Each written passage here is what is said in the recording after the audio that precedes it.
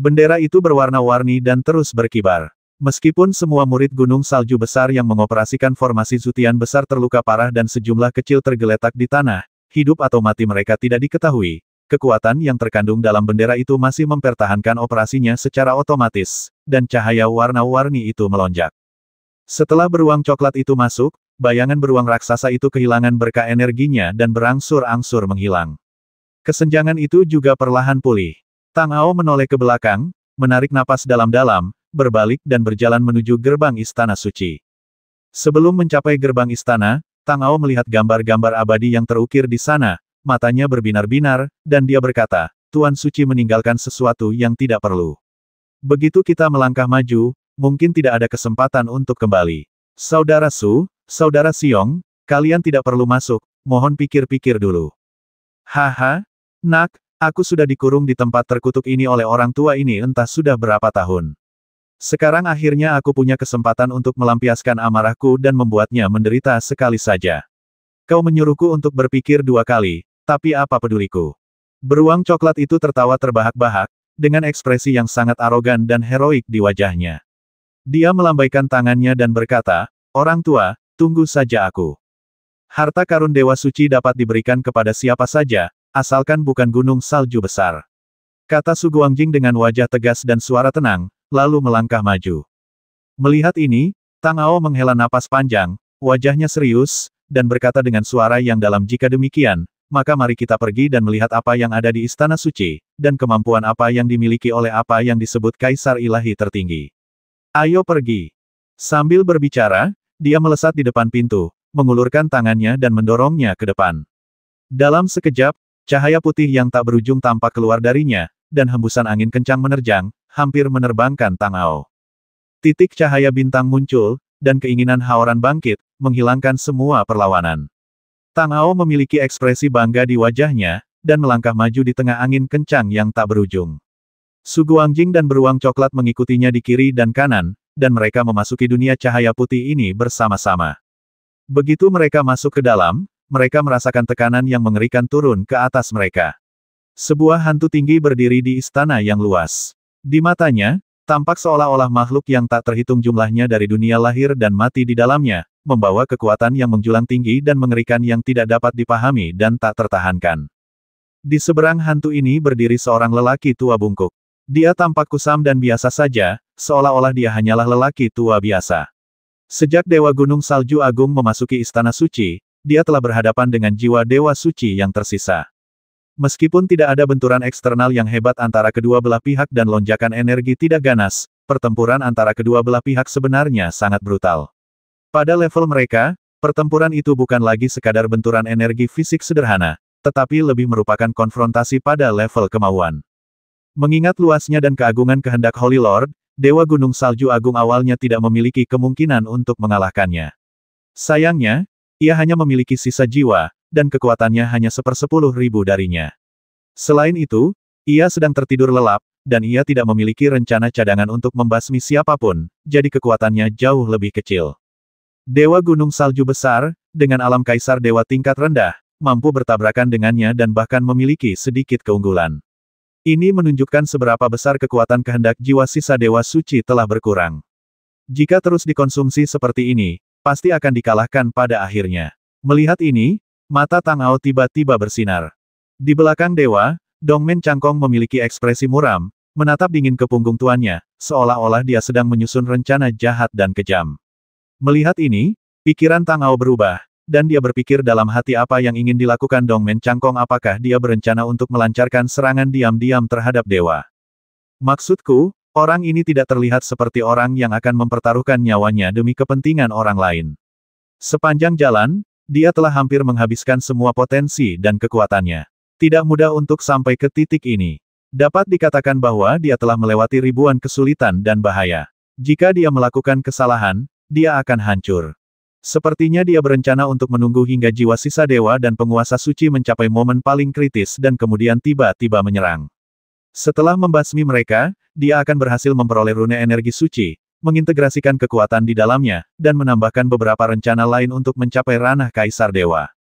Sekarang ada formasi sirkulasi besar di luar Istana Suci untuk memberkati dan melindunginya. Hampir mustahil untuk menerobos dan memasukinya. Meskipun ini dapat mencegah hal-hal keluar, itu juga mencegah orang-orang dari luar untuk masuk. Tentu saja, para murid dari gunung salju besar itu tidak berani melakukannya. Ketika saatnya tiba, Dongmen Cangkong akan keluar sebagai kaisar dewa dan mengatakan bahwa dewa dan jiwa yang tersisa dari Tuan Suci telah binasa bersama. Siapa yang berani meragukannya dengan cara ini, dia dapat mengendalikan seluruh gunung salju. Dengan tambahan harta yang tak terhitung jumlahnya di relik, dia akan memiliki kesempatan untuk menyatukan dunia Jiushu di masa depan. Itu benar-benar rencana yang bagus, tetapi dia tidak pernah menyangka bahwa kita bisa membuka celah dan masuk sebelum formasi Zutian Agung beroperasi sepenuhnya. Sekarang kesempatan itu tidak hanya ada di tangannya. Selama kita memajukan waktu serangannya sedikit, akan ada peluang. Memikirkan hal ini, Tang Ao membalikkan telapak tangannya, dan cahaya hitam dengan hawa dingin yang menyengat muncul di telapak tangannya. Ini adalah sinar keinginan roh jahat yang dia ekstrak dari orang-orang yang dikendalikan oleh Horcrux ketika dia berada di luar untuk melawan mereka. Awalnya, dia berpikir bahwa jika dia terus mempelajarinya, dia mungkin dapat menyentuh beberapa informasi rahasia tentang era kekacauan bawaan. Dia tidak menyangka bahwa itu dapat memiliki kegunaan lain saat ini. Sebuah cahaya melintas di matanya. Jika dia dapat mengintegrasikan keinginan ini ke dalam jiwa Dongmen Cangkong, pertunjukan ini akan menarik. Pada saat ini, Dongmen Cangkong seharusnya masih berusaha sekuat tenaga untuk menahan niat membasmi di dalam hatinya, mengumpulkan kekuatan terkuatnya, dan menunggu kesempatan terbaik. Dewa-dewa juga memiliki keunggulan dalam pertempuran dengan jiwa dewa suci yang tersisa, dan akan membutuhkan waktu sebelum wabah terakhir.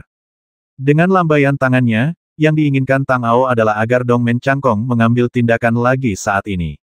Pertarungan antara kehendak tidak dapat menoleransi kesalahan sekecil apapun.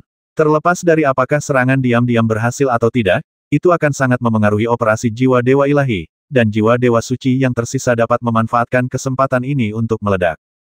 Cahaya hitam perlahan menyebar dan menuju langit di gerbang timur. Pada saat ini, seluruh hatinya tertuju pada dewa dan dia tidak menyangka bahwa seseorang bisa masuk saat ini. Pada saat dia merasakan keinginan roh jahat mendekat, sudah terlambat dan cahaya hitam itu masuk ke dalam tubuhnya. Niat membasmi tiba-tiba muncul dan menyatu dengan niat membasmi yang telah diseduh oleh Dongmen Cangkong. Matanya tiba-tiba berubah menjadi merah darah, tetapi dia tidak melihat ke arah dewa. Sebaliknya, dia tiba-tiba menoleh dan melihat ke arah Tang Ao, dan gelombang niat membasmi pun muncul. Melihat ini, hati Tang Ao sedikit tenggelam. Dongmen Cangkong memiliki kekuatan kaisar dewa setengah langkah. Dia telah memadatkan hantu wilayah kekuasaannya dan diberkati dengan berbagai harta rahasia. Dia sangat kuat. Jika dia bertarung dengannya saat ini, meskipun ada beruang coklat di sampingnya dan tidak takut padanya, dampaknya tidak terbatas pada ini. Saat dia sedang memikirkannya, dia melihat sosok Dongmen Cangkong melintas dan berubah menjadi cahaya keemasan, bergegas ke arah mereka. Tang Ao sedikit mengernyit, dan sebelum dia bisa memutuskan apakah akan mengambil tindakan, Su Guangjing mendengus dingin, memutar pedang dan menyerang terlebih dahulu. Aku melihat cahaya terang yang melonjak, dan bertabrakan dengan cahaya keemasan dengan suara keras. Kekuatan agung itu langsung menyapu, dan cahaya keemasan dan cahaya putih menyatu. Di antara cahaya dan bayangan yang melonjak, terdengar suara gemuruh, dan cahaya coklat tua di sekitar beruang coklat itu juga muncul. Beruang bau, pergilah bantu saudara Su, dan serahkan dewa itu padaku. Karena semuanya sudah terjadi, Tang Ao tahu bahwa dia tidak punya pilihan lain.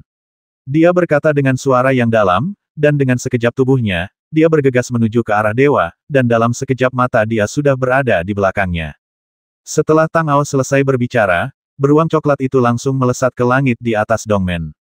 Cahaya yang menyilaukan meledak, dan hantu cakar beruang yang besar menghantam dengan semburan kekuatan yang mengerikan. Jika seseorang terkena serangannya, mereka pasti akan terluka parah. Dongmen Cangkong sebelumnya telah bertempur sengit dengan binatang buas yang bersembunyi di istana orang suci, dan bahkan cermin Tianyuannya hancur. Dia seharusnya terluka parah, tetapi ketika dia bertarung dengan Su Guangjing, dia mengeluarkan kekuatan yang sangat kuat dan tidak terlihat seperti terluka sama sekali. Menghadapi serangan ganas beruang coklat saat ini, dia sama sekali tidak ragu atau takut, dan bahkan menunjukkan sedikit seringai di wajahnya. Dia mengangkat tangannya dan cahaya keemasan yang melonjak melesat keluar secara langsung, yang bertabrakan dengan bayangan cakar raksasa beruang coklat, dan meletuskan badai energi yang dahsyat. Merasakan kekuatan dahsyat yang muncul darinya, ekspresi beruang coklat itu sedikit berubah, sedikit rasa dingin muncul di matanya, dan dia berkata dengan suara dingin, bocah yang jahat dan kejam, aku tidak menyangka kamu menyembunyikan kekuatanmu. Haha, bagaimana mungkin sekelompok pecundang seperti kalian memahami ambisi makhluk hebat sepertiku? Jika kalian ingin melancarkan serangan diam-diam dan meraup keuntungan, kalian harus melihat apakah kalian memiliki kemampuan untuk melakukannya. Dongmen Cangkong dikelilingi oleh cahaya keemasan, yang mengguncang Su Guangjing dan mencibir. Awalnya aku bilang bahwa setelah menyelesaikan masalah di sini, aku masih harus berurusan dengan kalian bertiga, yang akan sedikit merepotkan. Sekarang setelah kalian datang ke rumahku, itu yang aku inginkan. Kalau begitu, kalian bisa pergi bersamaku tanpa perlu khawatir. Sombong. Apa kau pikir kau bisa begitu sombong di hadapanku hanya dengan mengandalkan tingkat kultivasimu saat ini? Itu konyol. Beruang coklat itu meraung. Jangan bicara omong kosong lagi, basmi dia dulu, kata Su Guangjing dengan nada dingin. Dengan gerakan memutar pergelangan tangannya, cahaya pada pedang peri itu tiba-tiba menyusut, dan dalam sekejap, cahaya itu tampak menyatu, dan semburan aura yang sangat dingin keluar darinya. Oh, ngomong-ngomong, aku lupa memberitahumu bahwa aku sebenarnya bukan Kaisar Dewa Setengah Langkah, tapi, kata Dongmen Cangkong dengan tatapan menggoda di matanya, tertawa liar, Kaisar Dewa yang sebenarnya. Satu batu dapat menimbulkan ribuan riak. Kata-kata Dongmen Cangkong menggemparkan dunia. Dia sebenarnya adalah makhluk super kuat setingkat Kaisar Dewa tertinggi. Dia bersembunyi begitu dalam sehingga sulit dibayangkan. Bahkan Dewa Gunung Salju Besar mungkin tidak menyadari hal ini. Bagi Su Guangjing dan Brown Bear, situasinya tentu saja menjadi lebih sulit. Kaisar Dewa yang sebenarnya dan Kaisar Dewa Setengah Langkah adalah konsep yang sama sekali berbeda. Meskipun kekuatan gabungan mereka kuat, itu masih jauh di belakang keberadaan level ini. Dengan sekejap mata, Su Guangjing dan Beruang Coklat saling memandang dan melihat kesungguhan di mata masing-masing. Kemudian mereka mendengar Dongmen Cangkong tertawa terbahak-bahak. Mengapa? Sekarang setelah kalian tahu bahwa akulah yang maha kuasa, kalian takut? Haha, kalian seharusnya takut. Oh, Kaisar Dewa, betapa agungnya dia. Bahkan jika kalian menghabiskan seluruh hidup kalian, kalian tidak akan pernah bisa menyentuh ambang batas kekuatannya. Jadi, kalian seharusnya merasa terhormat untuk mati di tanganku dan secara pribadi menyaksikan kekuatan alam sejati. Mata Beruang Coklat itu berbinar, dan dengan tatapan menghina dan mengejek di matanya, dia berkata, hal kecil, ketika aku bermain-main di sini, kamu bahkan tidak tahu di mana kamu berada. Kamu berpura-pura berada di sini, apakah otakmu terjebak di pintu apa-apaan kekuatan domain yang sebenarnya? Itu konyol sekali. Beruang Bau, kau menyerangku secara langsung dan menciptakan peluang untukku. Aku akan mengumpulkan kekuatanku dan menghancurkan wilayah kekuasaannya dengan satu pedang. Su Guangjing menatap dingin ke arah Dongmen Cangkong. Meskipun dia tidak menyangka bahwa orang ini diam-diam telah berkultivasi ke alam Kaisar Dewa, dia segera menjadi tenang. Sejak hari ia mendapat pengakuan dari pedang abadi dan bergabung dengannya, ia tidak lagi memiliki rasa takut di hatinya. Bahkan jika ia menghadapi lawan yang jauh lebih unggul darinya, ia tidak akan pernah ragu sedikitpun. Bagaimana jika Kaisar Dewa tertinggi ada di depannya? Dia hanya butuh pedang di tangannya. Bahkan langit ini bisa terbelah dua dengan satu pedang. Di zaman kuno, bahkan kekuatan kekacauan dan pedang peri bisa melawan jiwa, apalagi domain belaka. Namun, dia butuh waktu untuk memadatkan kekuatan yang cukup dan tidak bisa terpengaruh selama periode ini. Orang menyebalkan ini, kalau dia mau melewatiku, dia cuma mimpi. Kata Beruang Coklat itu dengan tatapan menantang di matanya, dan tertawa keras. Dengan kepahlawanan yang luar biasa, dia langsung berlari ke arah gerbang timur dalam sekejap, dan cahaya coklat tua meledak sepenuhnya. Aura yang tak terbatas dan luas meledak dari tubuh Beruang Coklat itu, seperti kekuatan besar yang melonjak di laut, menyapu dan membombardir langsung ke arah gerbang timur. Jejak senyum mengejek dan menghina muncul di sudut mulutnya, dan dia bergumam dia mencoba menghentikan kereta perang dengan lengan belalang, dan dia tidak tahu apakah dia hidup atau mati. Kemudian Dongmen Cangkong melambaikan tangannya, dan cahaya keemasan yang cemerlang keluar darinya, menutupi kepala Beruang Coklat itu. Setelah menutupinya, kekuatan tekanan yang tak terbatas menyapu keluar, seolah-olah menekan semua yang ada di dalamnya menjadi selembar kertas. Cahaya merah darah menyala di matanya, dan Beruang Coklat itu membuka mulutnya dan meraung, kau ingin menjebak kakek beruangmu di wilayah sekecil itu? Kau pasti bercanda. Kemudian, cahaya coklat tua yang tak terbatas melonjak di sekitarnya, dan tubuh beruang hantu yang besar membengkak, menahan cahaya keemasan itu dengan erat. Wah, kalau kau tidak bisa menahan kakek beruangmu, kaulah yang akan mati. Beruang coklat itu menghalangi tekanan cahaya keemasan itu, dengan ekspresi mengejek dan gila, dan berkata dengan suara yang galak. Tiba-tiba, seberkas cahaya yang dalam melesat keluar dari antara cakar beruang itu, dan menghantam dada Dongmen. Tiba-tiba benda itu mendekat dan hendak menembus jantung Dongmen Cangkong. Pada saat ini, cahaya keemasan tiba-tiba muncul di depannya dan langsung menghalanginya. Kemudian dia melambaikan tangannya, dan cahaya keemasan yang lebih luas pun turun dan mendarat di beruang coklat itu. Beruang coklat itu merasakan tekanan yang luar biasa, seperti sedang membawa gunung yang megah di punggungnya. Namun, hal ini juga benar-benar membangkitkan darah binatang buas yang gila di dadanya. Ia meraung, dan tubuhnya tiba-tiba membesar. Mata beruang coklat itu merah padam, menatap dingin ke arah Dongmen Cangkong. Air liur dengan bau amis mengalir keluar dari sudut mulutnya. Pada saat ini, beruang coklat itu benar-benar memasuki keadaan transformasi binatang buas, dan menerkam langsung ke arah Dongmen Cangkong. Dalam sekejap mata, beruang itu sudah dekat dengannya. Bahkan cahaya keemasan yang melonjak tidak dapat menghentikannya sedikitpun. Kau hanyalah seekor binatang buas, namun kau berani bertindak kasar di hadapanku, mencari kematian. Dongmen Cangkong mendengus dingin, dan sebuah dunia yang dibangun dari cahaya emas murni tiba-tiba meledak dari tubuhnya, dan domain absolut milik keberadaan Kaisar Dewa akhirnya ditampilkan. Dalam sekejap, kekuatan besar tiba-tiba meletus di dalam istana suci, seolah-olah seluruh dunia berguncang. Karena pembatasan di dalam, semua napas terisolasi. Dongmen Cangkong mengerahkan kekuatan wilayahnya, tetapi itu tidak menarik perhatian aturan surga. Tanpa memicu kesengsaraan guntur surgawi, Dongmen Cangkong mampu mengerahkan kekuatan wilayah kekuasaannya secara ekstrim. Ketika ia bertindak santai, kekuatan yang tak terbatas dan luas meledak. Segala sesuatu tampaknya berada di bawah kendalinya, dan ia dapat melakukan apapun yang ia inginkan. Beruang coklat yang diselimuti padang rumput itu merasakan kekuatan tak terbatas membombardir tubuhnya. Darah di tubuhnya melonjak dan ia tidak dapat mengendalikan alirannya sama sekali. Dua sinar merah darah melesat keluar dari matanya, lalu ia meraung, berusaha mati-matian untuk melepaskan diri dari selubung kekuatan ini. Binatang buas yang terperangkap akan tetap bertarung. Dongmen Cangkong berkata dengan nada dingin dan mengejek. Dia mengangkat tangannya dan mengepalkannya sedikit. Cahaya keemasan yang tak terbatas itu menyusut dan mengembun menjadi satu, berubah menjadi kunci emas besar, yang sepenuhnya mengendalikan tubuh beruang coklat itu. Kemudian dia mengarahkan ujung jarinya sedikit dan seberkas cahaya keemasan melesat keluar. Dalam sekejap mata, pedang itu menembus bahu beruang coklat itu, dan darah menyembur keluar darinya. Ia meraung, dan kemarahan yang tak berujung meledak dari matanya, tetapi kekuatan domain itu terlalu kuat dan menekannya, membuatnya tidak memiliki cara untuk melawan. Haha, beruang bau, ada apa kau ingin lepas dari kendali kekuatan domain? Kau ingin menerkam dan menggigitku? Ayo, aku akan berdiri di sini, menunggumu. Kau bisa melakukannya asal kau bisa lepas. Dongmen Cangkong berkata dengan senyum menggoda di wajahnya, menatap beruang coklat itu. Tunggu saja aku. Kalau kau punya nyali, lepaskan aku atau aku akan mencabik-cabikmu dan memberimu makan guk-guk. Beruang coklat itu meraung. Biarkan aku melepaskanmu, haha, bahkan jika aku melepaskanmu, apa yang bisa kau lakukan? Kesenjangan antara alam tidak dapat ditebus. Semut harus memiliki kesadaran semut. Di hadapan Kaisar Dewa tertinggi, kau harus berlutut. Saat Dongmen Cangkong selesai berbicara, dia mengepalkan tangannya yang besar.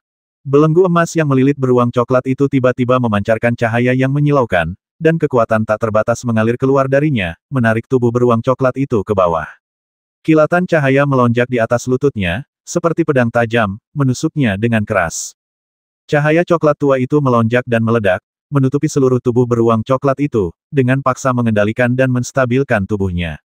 Dengan kemarahan yang tak terbatas dan menyeramkan di matanya, dia berkata, dasar orang menyebalkan, kau ingin berlutut selamanya, bermimpilah. Jika kau datang dan menghancurkan benda rusak ini, kau akan mati. Kau keras kepala sekali. Bahkan jika kau bisa berjuang sebentar, apa gunanya? Hasil akhirnya sudah ditentukan. Kata Dongmen Cangkong dengan nada sarkastis. Kekuatan cahaya keemasan melonjak lagi, menjadi lebih kuat dan lebih luas, dan menekan beruang coklat itu dengan keras. Tepat pada saat ini, cahaya pedang yang menyilaukan tiba-tiba muncul dan melesat langsung ke arah wajah Dongmen Cangkong. Dia mengangkat matanya, mencibir dan berkata, aku hampir lupa bahwa ada sampah di sini. Sambil berbicara, dia melambaikan tangannya yang besar lagi. Seberkas cahaya keemasan meledak dari tangan ASEAN Cangkong, mengenai cahaya pedang, dan langsung menelannya tanpa riak sedikit pun. Wajah Su Guangjing muram. Dia memutar pergelangan tangannya dan menggenggam erat pedang peri, dan semburan energi asli muncul. Sebuah cakram giok hijau zamrud tiba-tiba terbang keluar dari hatinya, memancarkan semburan cahaya putih cemerlang dan berubah menjadi perisai cahaya yang sepenuhnya menyelimuti tubuh Su Guangjing. Cahaya keemasan membombardirnya, membuat suara bang yang teredam. Meskipun kekuatan cakram giok jiwa membantu Su Guangjing memblokir serangan dari Kaisar Dewa Tertinggi, kekuatan dari benturan itu masih mengalir ke tubuh Su Guangjing. Dia terlempar ke belakang tak terkendali dan wajahnya langsung pucat. Wow, dia memuntahkan seteguk darah. Su Guangjing menyipitkan matanya, memutar pergelangan tangannya, dan cahaya pedang dingin melesat ke langit di atas Dongmen. Kemudian senyum mengejek muncul di sudut mulutnya. Dia mengulurkan dua jari dan menjentikkannya sedikit, dan cahaya keemasan muncul. Terdengar suara dentang yang tajam, dan cahaya pedang dengan niat pedang yang sangat padat itu dengan mudah dihancurkan oleh jari Dongmen Cangkong. Kemudian dia melihat sosoknya melintas, dan dia terbang ke arah Su Guangjing dalam sekejap. Ketika dia mendekat, dia menamparnya dengan keras dengan telapak tangan. Memangnya kenapa kalau kamu punya cakram giok jiwa di tanganmu aku ingin melihat seberapa besar bantuan yang bisa diberikannya kepadamu. Kekuatan mengerikan itu meledak dalam sekejap dan jatuh ke tubuh Su Guangjing. Cahaya seputih salju melonjak dan bertabrakan dengan cahaya kemasan. Merasakan kekuatan yang lebih dahsyat menyapu dirinya, napas Su Guangjing terhenti, bahkan napasnya tampak terhenti, dengan cahaya dingin berkelebat di matanya. Dia tidak menunjukkan rasa takut, tangannya masih menggenggam erat pedang peri. Tepat pada saat ini, suara gemuruh yang mengerikan tiba-tiba terdengar, dan kekuatan mengerikan yang belum pernah terjadi sebelumnya tiba-tiba meledak dari tubuh beruang coklat itu. Cahaya coklat tua itu berubah menjadi api besar dalam sekejap, dan matanya berubah menjadi merah darah. Di tengah suara gemuruh itu, kekuatan yang luar biasa melonjak keluar. Ia melepaskan diri dari belenggu emas, dengan niat membasmi yang dingin di matanya. Beruang coklat itu berbalik dan berubah menjadi aliran cahaya coklat tua, bergegas menuju Dongmen Cangkong. Ketika ia berada di belakangnya dalam sekejap, cakar beruang besar itu menamparnya dengan keras. Kekuatan besar jatuh pada Dongmen Cangkong, dan tubuhnya terlempar tak terkendali. Cahaya keemasan tak berujung melonjak, dan setelah beberapa saat, itu stabil. Namun, dia merasa tidak enak badan setelah dipukul oleh telapak tangan ini, dan darah mengalir deras di wajahnya. Binatang orang pembawa sial, aku ingin kau hidup. Dengan teriakan keras, roh jahat dalam tubuh Dongmen Cangkong akhirnya meletus sepenuhnya. Sementara beruang coklat dan Su Guangjing bergabung untuk melawan Dongmen Cangkong, Tang Ao sama sekali tidak tinggal diam. Setelah dia terbang ke suatu tempat yang tidak jauh di belakang dewa, semua asal-usul bintang yang luas di tubuhnya terbenam dalam tombak perak. Dengan cahaya tombak yang menyilaukan meledak, dia menusuk dengan tombak itu. Seberkas cahaya yang melonjak menyapu dan langsung mencapai bagian belakang dewa. Pada saat ini, dewa tiba-tiba berbalik dan menatap Tang Ao dengan dingin.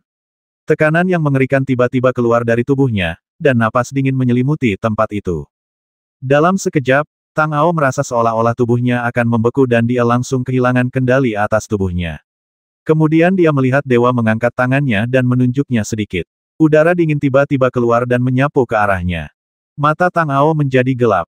Kekuatan di udara dingin ini sangat mengerikan. Jika dia terkena, dia akan langsung berubah menjadi patung es. Namun, tubuhnya sepenuhnya dikendalikan oleh aura penindasan saat ini. Dia tidak bisa bergerak sama sekali, dan tentu saja dia tidak bisa menghindar atau menghindar. Dalam sekejap, riak-riak misterius tiba-tiba menyebar dari bayangan jiwa sisa Holy Lord, dan keinginan yang tak terbatas dan luas muncul dan bergetar di dalamnya. Kemudian terdengar suara gemuruh, dan bayangan gelap dengan udara hitam bergulung-gulung masuk dari bawah. Didorong oleh keinginan jiwa Holy Lord yang tersisa, Chaos Beast yang ditekan di Istana Sein akhirnya meletus sepenuhnya. Ia melesat keluar dalam sekejap dan menghantam ke arah Divine Lord. Sementara itu, ekspresi wajahnya sedikit berubah, dan sosoknya yang layu melintas dan menghilang dalam sekejap, menghindari serangan Chaos Beast. Kemudian Tang Ao merasa bahwa hawa dingin dan mengerikan yang menyelimutinya menghilang dalam sekejap, seolah-olah tidak pernah muncul. Dia menyipitkan matanya, menembakkan tombak peraknya, dan hukum asli melonjak dan berkumpul di dalamnya pada saat yang sama. Dia tahu dalam hatinya bahwa dia hanya punya satu kesempatan. Saat dewa muncul lagi, Chaos Beast pasti akan dapat menangkap jejaknya di saat pertama dan kemudian menyerang secara langsung. Selama dewa tidak berniat menghalanginya dengan paksa, dia pasti akan menjauh dan menghindar. Saat itulah Tang Ao akan mengambil tindakan. Keluarlah, keluarlah jika kau punya nyali. Bisik Tang Ao dalam hatinya, matanya seperti kilat, mengamati ruang di sekitarnya. Bahkan jika ada riak sekecil apapun, dia akan mampu menangkapnya dengan tajam. Mustahil bagi dewa untuk tidak ada di sana sepanjang waktu. Tepat saat Tang Ao sedang merencanakan dalam benaknya dan menunggu dewa muncul kembali, binatang buas yang kacau di bawah tiba-tiba meletus dengan kekuatan yang mengerikan. Ia meraung, dan tentakelnya yang besar menyapu udara hitam yang bergulung-gulung dan menghantam ke arah ruang terbuka. Kemudian Tang Ao melihat kilatan cahaya di suatu tempat, dan matanya tiba-tiba menyala. Dia berteriak, sekarang. Pada saat yang sama, tombak perak di tangannya tiba-tiba menusuk keluar, menuju ke arah dewa, dan hendak menembus tubuhnya ketika sesuatu yang tak terduga terjadi. Tiba-tiba, cahaya terang keluar dari tubuh dewa, membawa aura yang sangat menakutkan, menyapu dan bertabrakan dengan cahaya hitam yang ditembakkan oleh Tang Ao. Udara dingin yang membeku langsung membekukannya. Di tengah dampak badai energi, terdengar suara krek yang tajam, dan kemudian hancur total, berubah menjadi bongkahan es kristal yang jatuh. Raungan binatang buas itu terdengar lagi, dan tangan besar lainnya terentang dari udara hitam dan meraih langsung ke arah dewa. Setelah diserang terus-menerus oleh benda ini, dewa akhirnya menunjukkan ekspresi marah di wajahnya, dan cahaya dingin melintas di matanya. Kau hanyalah seekor binatang buas yang tersegel. Aku tidak ingin memperhatikanmu. Karena kau ingin mati, aku akan membiarkanmu pergi. Ucapnya dengan suara dingin, dan udara dingin seputih salju tiba-tiba keluar dari tubuh dewa, menyapu ke arah udara hitam di bawah. Dalam sekejap mata, udara dingin bertabrakan dengan udara hitam. Pada saat itu, seperti datangnya zaman es. Kristal-kristal es putih salju dan bunga-bunga es yang tak terhitung jumlahnya muncul, terus-menerus mengembang dan menyapu, dan dalam sekejap mata, mereka menyebar ke tempat-tempat yang sangat dalam. Tiba-tiba, terdengar suara gemuruh dari udara hitam. Di bawah udara dingin, kedua tentakel besar itu langsung membeku menjadi patung es. Kemudian, dewa-dewa berteriak, embun beku, alam es, wilayah kekuasaan akan datang, kekuatan makhluk tertinggi, bangkitlah. Saat suaranya jatuh, dunia seputih salju muncul dari belakangnya, dipenuhi kepingan salju dan es yang tak berujung. Itu benar-benar penghalang es. Tidak heran dewa itu mampu hidup selama bertahun-tahun. Ternyata kekuatan es sedang terbentuk di dalam dirinya. Es yang tak terbatas memperlambat hilangnya vitalitas dalam tubuh fisik dan darah dewa, yang setara dengan menggunakan kekuatan eksternal untuk memperlambat waktu. Secara alami, ia dapat hidup lebih lama, tetapi dengan melakukan itu, fungsi tubuhnya juga akan sangat terpengaruh dan tubuhnya akan menjadi sangat rapuh. Awalnya, setelah mencapai alam kaisar dewa, seseorang dapat memadatkan tubuh dewa. Tubuh fisik itu sangat kuat dan hampir tidak mungkin hancur. Hal ini dapat dilihat dari para ibel di alam dewa. Bahkan jika tubuh fisik mereka terbelah menjadi potongan-potongan yang tak terhitung jumlahnya, mereka masih memiliki kekuatan yang besar. Namun, kultivasi dewa-dewa bertentangan dengan ini. Tubuhnya membeku dan akan hancur total jika terkena serangan sekecil apapun. Tang Ao bahkan dapat memperkirakan bahwa mungkin tidak ada darah yang mengalir di tubuhnya karena dia benar-benar membeku. Tidak heran ketika Tang Ao pertama kali melihat dewa-dewa, dia merasa auranya terlalu rendah. Bahkan setelah mencapai ranah kaisar dewa, dia telah kembali ke sifat aslinya dan dapat menyembunyikan auranya sehingga orang tidak dapat mendeteksinya, tetapi amarahnya tidak dapat diubah. Tentu saja, hanya es yang dipadatkan oleh kekuatan kaisar dewa yang dapat membekukan danau sebesar itu dalam sekejap. Danau itu tidak akan hancur seketika di bawah pengaruh kekuatan tempur orang-orang kuat di alam suci. Bagi Tang Ao, dengan cara ini, dia tidak sepenuhnya tidak memiliki peluang untuk membasmi dewa. Selama dia bisa mendekat dan menggunakan keterampilan tombaknya, menggunakan kekuatan tombak perak untuk membombardir dewa, Tang Ao dapat memastikan bahwa dia akan menghancurkan tubuh dewa dalam sekejap. Namun, untuk melakukan ini bukanlah tugas yang mudah. Sekarang setelah dia mengaktifkan medan es, siapapun yang mendekat akan dibekukan. Dalam sekejap, binatang buas yang kacau di kedalaman tak terbatas istana orang suci benar-benar meledak dengan keganasannya. Udara hitam tak berujung seperti kedatangan ibel mengalir keluar darinya dan berguling ke arah dewa ilahi. Tang Ao hanya merasakan sedikit roh jahat di dalamnya dan merasakan jiwanya terguncang. Dia hampir kehilangan tekadnya. Dewa itu tampak tenang dan tegas saat melihat energi ibel yang bergulung-gulung yang menyerbu ke arahnya. Dia mendengus dingin dan melambaikan tangannya. Medan es langsung menutupi area tersebut, dan udara dingin yang tak terbatas langsung menyebar di udara hitam, mengubahnya menjadi es dan embun beku yang tak terhitung jumlahnya. Sosok yang besar dan ganas melesat keluar darinya, dan tentakelnya yang besar yang ditutupi duri tajam menghantam langsung ke arah lapangan es. Setelah mendarat di atasnya dengan keras, terdengar suara ledakan yang keras, seolah-olah akan menghancurkannya sepenuhnya dalam sekejap. Pada saat yang sama, udara dingin yang tak terbatas meletus pada saat yang sama, menyapu tentakel seperti api liar. Kemanapun ia lewat, ia langsung membeku sepenuhnya dan berubah menjadi balok-balok es yang besar. Suara gemuruh terus terdengar, dan kepala yang besar melesat keluar. Binatang itu menggigit domain dewa dan es. Tang Ao melihat mulut besar itu dipenuhi dengan gigi tajam yang tak terhitung jumlahnya. Jika dia digigit olehnya, tidak akan ada peluang untuk bertahan hidup. Sementara dia berpikir cepat, binatang kekacauan itu telah menelannya. Matanya sedikit menyipit. Tang Ao tahu bahwa dengan kekuatan dewa, mustahil baginya untuk ditelan oleh binatang buas yang kacau itu dengan mudah. Dia hanya dikendalikan sementara. Begitu dia melarikan diri, monster besar seperti gurita ini akan terbasmi sepenuhnya. Sekarang Tang Ao harus memikirkan apa yang harus dia lakukan setelah dewa itu keluar. Dengan kekuatannya sendiri, dia jelas tidak memiliki harapan untuk menang melawannya. Dia harus menemukan penolong yang kuat. Di Istana Suci ini, satu-satunya yang dapat melakukan ini adalah jiwa sisa dari Dewa Suci. Memikirkan hal ini, hati Tang Ao menjadi teguh, dan tiba-tiba sebuah keinginan besar meledak, menyapu ke arah jiwa Holy Lord yang tersisa, dan bahkan keinginannya sendiri pun terintegrasi ke dalamnya.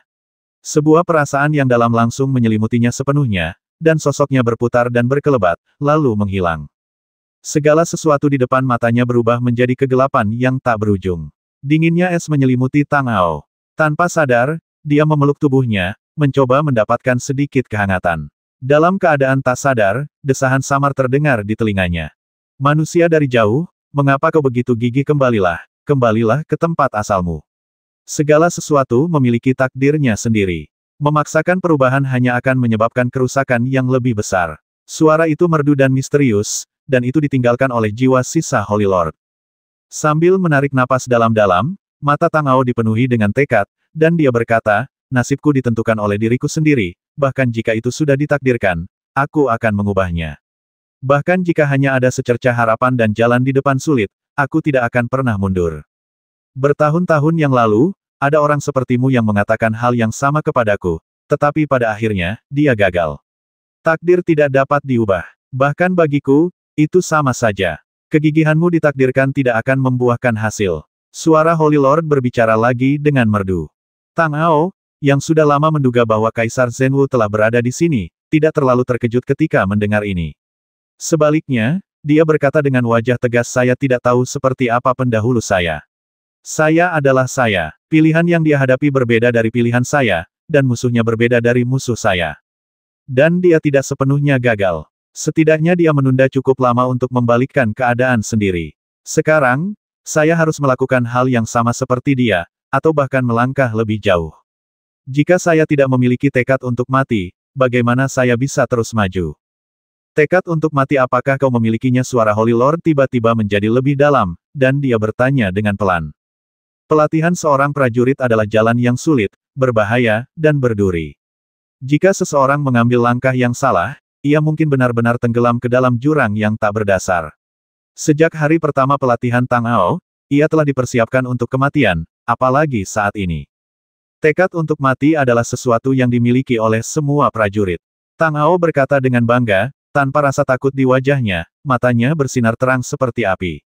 Kalau begitu, datanglah. Saat suara Holy Lord jatuh, seberkas cahaya putih yang sangat terang tiba-tiba muncul, menembus kegelapan yang tak terbatas, dan tiba di depan Tang Ao. Cahaya itu membawa gelombang aura yang merusak, seolah-olah selama seseorang sedikit menyatu dengannya, tidak akan ada pemulihan. Matanya berkedip sedikit, dan Tang Ao tahu bahwa cahaya putih ini adalah hal paling inti dan mendasar yang ditinggalkan oleh sisa jiwa Holy Lord. Memasukinya sama saja dengan menyatukan jiwanya sendiri dengan kehendak Holy Lord. Dia tidak tahu apa hasil akhirnya. Kekuatan Holy Lord terlalu kuat. Bahkan setelah 10.000 tahun, kekuatan jiwanya yang tersisa masih dapat bersaing dengan God Emperor tingkat rendah. Tang Ao sekarang hanya berada di level ke-6 Holy Realm. Jika dia ingin melahapnya, dia hanya perlu menjentikkan tangannya. Mungkin Holy Lord memiliki rencana seperti itu ketika dia membangun relik ini sejak awal. Tidak peduli siapapun yang datang ke tempat ini, mereka akan memiliki kesempatan untuk menyatu dengan keinginannya. Di bawah masalah internal dan eksternal serta godaan kekuatan tak terbatas dan senjata ajaib, hanya sedikit orang yang dapat menanggungnya. Oleh karena itu, selama Holy Lord menggunakan sedikit cara, dia dapat melahapnya sepenuhnya, mengambil alih tubuh lain dan terlahir kembali, dan bahkan dapat mempertahankan sebagian kekuatannya sebelumnya. Sejak saat itu, dia dapat mendominasi dunia setidaknya selama 100.000 tahun lagi. Siapa di surga dan dunia yang dapat menjadi lawannya? Dengan kekuatan Kaisar Dewa Bela Diri sejati, hampir tidak sulit untuk menekan alat jiwa dalam relik. Bahkan jika dia bertarung melawan sisa jiwa Dewa Suci, dia bisa mendapatkan keunggulan mutlak karena dia adalah makhluk setingkat Kaisar Dewa. Namun pada akhirnya, dia tetap menyerah. Jika dia tidak merasakan konspirasi yang disembunyikan oleh Holy Lord, mengapa True Martial God Emperor melepaskan kesempatan untuk mendapatkan Holy Energy Rune lagi pula? Tidak mungkin saat itu dia sudah melihat bahwa aku akan datang ke sini di masa depan sungai takdir yang panjang dan menyimpannya untukku, kan? Bergumam dalam hatinya, Tang Ao menatap cahaya putih yang menyilaukan di depannya. Sepertinya suara merdu terus berbisik di telinganya. Gabungkan, karena kamu sudah bertekad untuk mati, ingin mendapatkan kekuatan yang sangat kuat, dan ingin menguasai dunia, maka gabungkan. Dia menyipitkan matanya sedikit, menatap cahaya putih itu dan berkata, kau begitu berhasrat untuk menyatukanku dengan dirimu, kau ingin melahap jiwaku, lalu mengendalikan tubuhku, mengambil alih tubuhku dan terlahir kembali. Tuan Suci, apakah kau melakukan hal yang sama kepada Kaisar Bela Diri sejati saat itu? Karena dia tidak tertipu oleh tipuanmu saat itu, mengapa menurutmu dia bisa menipuku sekarang? Apakah menurutmu aku bodoh? Kekasihku, dari jauh, aku tidak menganggapmu bodoh. Kau sendiri yang mengatakannya. Kau punya tekad untuk mati. Keinginanmu terlalu jauh dari kekuatanmu. Kau tidak akan pernah berhasil sendiri. Jadi, kau hanya bisa mengandalkanku. Suara Holy Lord berlanjut, orang di depanmu, meskipun dia juga tidak punya peluang, kekuatannya jauh lebih kuat darimu, jadi dia bisa menyerah dan pergi dengan selamat. Tapi jika kau menyerah, kau bahkan tidak akan bisa pergi dari sini. Aku akan menemukan cara, kata Tang Ao, dengan pikiran yang tak terhitung jumlahnya berkelebat di benaknya. Dia harus menemukan cara untuk mengatasi melahap jiwa sisa Holy Lord. Hanya dengan cara ini dia dapat memastikan bahwa dia tidak akan dilahap setelah menyatu dengannya. Sebenarnya, apa yang dikatakan oleh Holy Lord bukanlah kebohongan. Seperti yang dia katakan, jika Tang Ao meninggalkan tempat ini dan tidak bergabung dengannya, dia tidak akan memiliki cukup kekuatan untuk menghadapi Dewa Gunung Salju Besar. Dia akan dibekukan olehnya dan tinggal di sini selamanya. Dan pada akhirnya, sisa jiwa Holy Lord mungkin juga berhasil, karena dewa pasti akan memilih untuk bergabung dengannya. Hasilnya akan sama saja, hanya orang yang berbeda. Bagi Tang Ao, masalah terbesar adalah seberapa banyak kekuatan yang bisa dia gunakan sekarang. Cahaya seputih salju mulai mendekatinya. Melihat bahwa dia tidak bereaksi, sisa jiwa Holy Lord mulai menyatu secara paksa dengannya. Mata Tang Ao bersinar, dan saat cahaya putih melonjak, sebuah pola misterius tiba-tiba muncul di benaknya. Dia berkata pada dirinya sendiri, mengerti, rune cahaya suci, mari kita coba. Kemudian jiwanya segera mulai merasakan sesuatu, dan sebuah rune misterius muncul dalam benaknya. Cahaya putih muncul dari tubuhnya dan menyelimutinya. Dia menarik napas dalam-dalam dan bergegas menuju cahaya putih itu. Dengan suara keras, Tang Ao merasa seolah-olah dia telah jatuh ke dunia yang sama sekali baru. Dia dikelilingi oleh kekuatan dan aura yang tak terbatas yang tidak dapat dia pahami. Terbungkus di dalamnya, dia tampaknya memiliki energi ini dan dapat berkeliaran dengan bebas di antara langit dan bumi. Dalam sekejap, ia tampak menjadi eksistensi paling agung di antara langit dan bumi, mampu mengendalikan segalanya, dengan semua makhluk hidup di bawah kakinya. Kemudian, seberkas cahaya seperti pedang tajam tiba-tiba menebas ke arahnya, dan rasa sakit yang hebat langsung memenuhi pikirannya. Ah!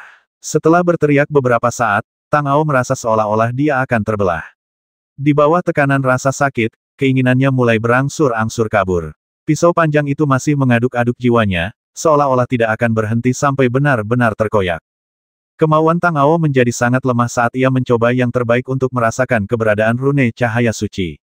Bahkan sedikit koneksi pun menjadi tugas yang sangat sulit. Namun, ia masih menggertakkan giginya dan bertahan, selalu menyimpan keyakinan yang tak tergoyahkan itu di dalam hatinya. Dia tidak tahu berapa lama waktu telah berlalu, atau bagaimana pedang panjang itu mendatangkan malapetaka dalam jiwanya.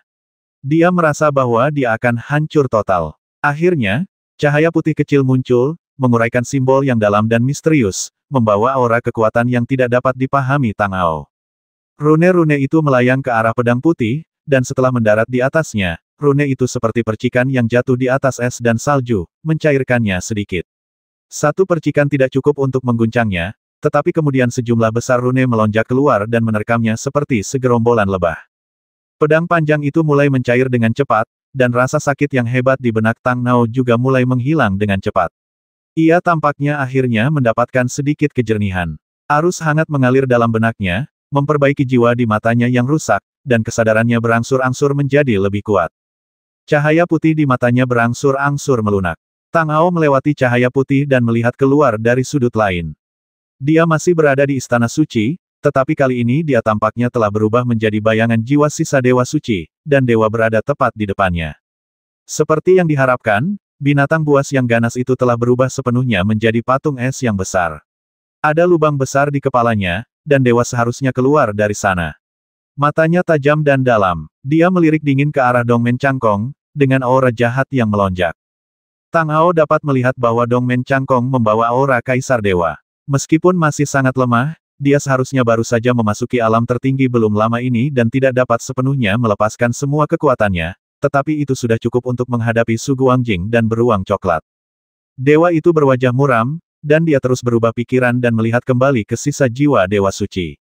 Tang Ao telah bersiap untuk pertempuran yang menentukan dengannya, tetapi dia melihatnya tiba-tiba berbalik dan terbang menuju Dongmen Cangkong, mengangkat tangannya dan mengirimkan semburan udara dingin. Melihat ini, hati Tang Ao sedikit tergerak. Serangan dewa itu meliputi Su Guangjing dan beruang coklat itu. Jelas bahwa dia ingin menyingkirkan mereka terlebih dahulu, lalu duduk santai dan melahap kekuatan yang ditinggalkan oleh Saint Smelting. Kekuatan serangan ini sangat kuat. Su Guangjing dan beruang coklat tidak berdaya untuk menghindar dan hendak ditutupi dan berubah menjadi dua patung es. Tang Ao segera merasakan dan mengaktifkan kekuatan terlarang di Istana Suci. Pada saat udara dingin turun, dia mendistorsi ruang di sekitar mereka, menarik tubuh mereka dan menempatkan mereka di belakangnya. Dongmen Cangkong melihat bahwa Dewa Mulia tidak memanfaatkan waktu untuk melebur kekuatan yang ditinggalkan oleh Dewa Suci, tetapi malah menyerangnya. Ekspresinya sedikit berubah, lalu dia menunjukkan senyum menggoda dan berkata dengan dingin, "Guru, mengapa Anda menyerang murid Anda alih-alih melebur esensi Dewa Suci? Murid jahat, apakah kau benar-benar berpikir bahwa aku tidak tahu apa yang kau pikirkan?" Cermin Tianyuan tidak meledak untuk menghentikan binatang buas ini. "Itu ditelan olehmu." Dewa berkata dengan ekspresi dingin di wajahnya, menatap Dongmen Cangkong. "Haha, kebijaksanaan guru memang terintegrasi dari zaman dahulu hingga sekarang, dan Anda dapat melihatnya sekilas." Dongmen Cangkong terkekeh sebentar, mengangkat tangannya, dan cahaya keemasan muncul di tangannya. Dia terus tertawa, "Saya harus berterima kasih kepada guru atas hadiahnya, jika tidak, saya khawatir akan butuh waktu lama bagi saya untuk mencapai ranah Kaisar Dewa dan menjadi yang tertinggi." Apakah menurutmu kau bisa menjadi lawanku sekarang setelah kau mencapai ranah Kaisar Dewa? Belum lagi kau bahkan belum sepenuhnya memadatkan kekuatan domainmu. Semua keterampilan yang kau praktikkan diajarkan olehku, dan semua misteri ada di tanganku. Apa yang bisa kau gunakan untuk melawanku? Guru, saya baru saja memuji ketajaman penglihatan Anda. Kenapa Anda menunjukkan sisi kebingungan Anda begitu cepat? Apakah Anda benar-benar berpikir bahwa saya akan terus berlatih keterampilan yang Anda ajarkan dengan sepenuh hati? Kata Dongmen Cangkong dengan tatapan mengejek di matanya. "Jika kau ingin menyalahkan seseorang, salahkan dirimu sendiri. Kau tidak menginginkan milik orang lain, tetapi bersikeras untuk melepaskanku. Hasil akhirnya hanya kau yang akan kehilangan dirimu sendiri." "Master Istana, bukankah sudah waktunya untuk muncul?" "Adik Dongmen, mengapa kamu begitu cemas?" "Awalnya aku ingin melihat trik apa lagi yang dimiliki orang tua ini." Saat Dongmen Cangkong selesai berbicara, seorang wanita yang sangat menawan muncul entah dari mana dan tersenyum menawan. "Dewa senior, kamu jarang terlihat." "Dasar jalang, itu kau." Ketika Dewa melihat wanita ini, cahaya dingin melintas di matanya dan niat membasmi muncul. Kemunculan wanita itu langsung mengubah keseimbangan kekuatan di tempat kejadian. Meskipun Dewa Gunung Salju Besar adalah Kaisar Dewa tingkat rendah yang sudah lama, hidupnya telah berakhir, dan sumber energi yang dapat dioperasikannya sebenarnya sangat terbatas. Di bawah pengepungan dua orang, situasinya mengkhawatirkan. "Aku tidak menyangka bahwa seorang jalang sepertimu juga bisa mencapai ranah Kaisar Dewa. Tampaknya semua hal di Istana Yaoyue telah dilebur dan dilahap olehmu." Sang dewa menyipitkan matanya sedikit. Hanya ada begitu banyak kaisar dewa tertinggi di dunia Jiushu, dan jelas tidak ada master istana Yao Yue di antara mereka. Haha, aku harus berterima kasih padamu untuk ini. Jika kamu tidak meminta junior Brother Dongmen untuk datang ke istana Yao Yue-ku, bagaimana mungkin aku bisa mempelajari ilmu sihir gunung salju besar darinya, dan dengan demikian memurnikan harta karun di istana dan menjadi kaisar dewa. Kepala istana Yao Yue tersenyum menawan, dan matanya penuh dengan ejekan saat dia menatap dewa. Dengan sekejap sosoknya, kepala istana Yao Yue bersandar pada Dongmen Cangkong dengan tubuhnya yang anggun, dan berkata dengan lemah, adik Dongmen, orang tua ini telah menduduki posisi dewa gunung salju besar selama bertahun-tahun, dan semua murid yang diterimanya sebelumnya telah dilahapnya. Hari ini akhirnya gilirannya. Jangan khawatir, kepala istana. Jika kau dan aku bekerja sama, dia pasti akan mati. Setelah hari ini, dunia Jiushu akan berada dalam genggaman kita. Dongmen Cangkong dengan lembut mencubit dagu kepala istana Yao Yue, menatap matanya yang dipenuhi cahaya aneh, serakah, dan panas. Kalian berdua yang berzina berani berbicara begitu sombong di hadapanku. Baiklah, hari ini aku akan membereskan kekacauan ini dan berurusan dengan kalian berdua. Sang dewa mencibir dan melambaikan tangannya. Kabut putih salju muncul dan bergulung ke arah mereka berdua.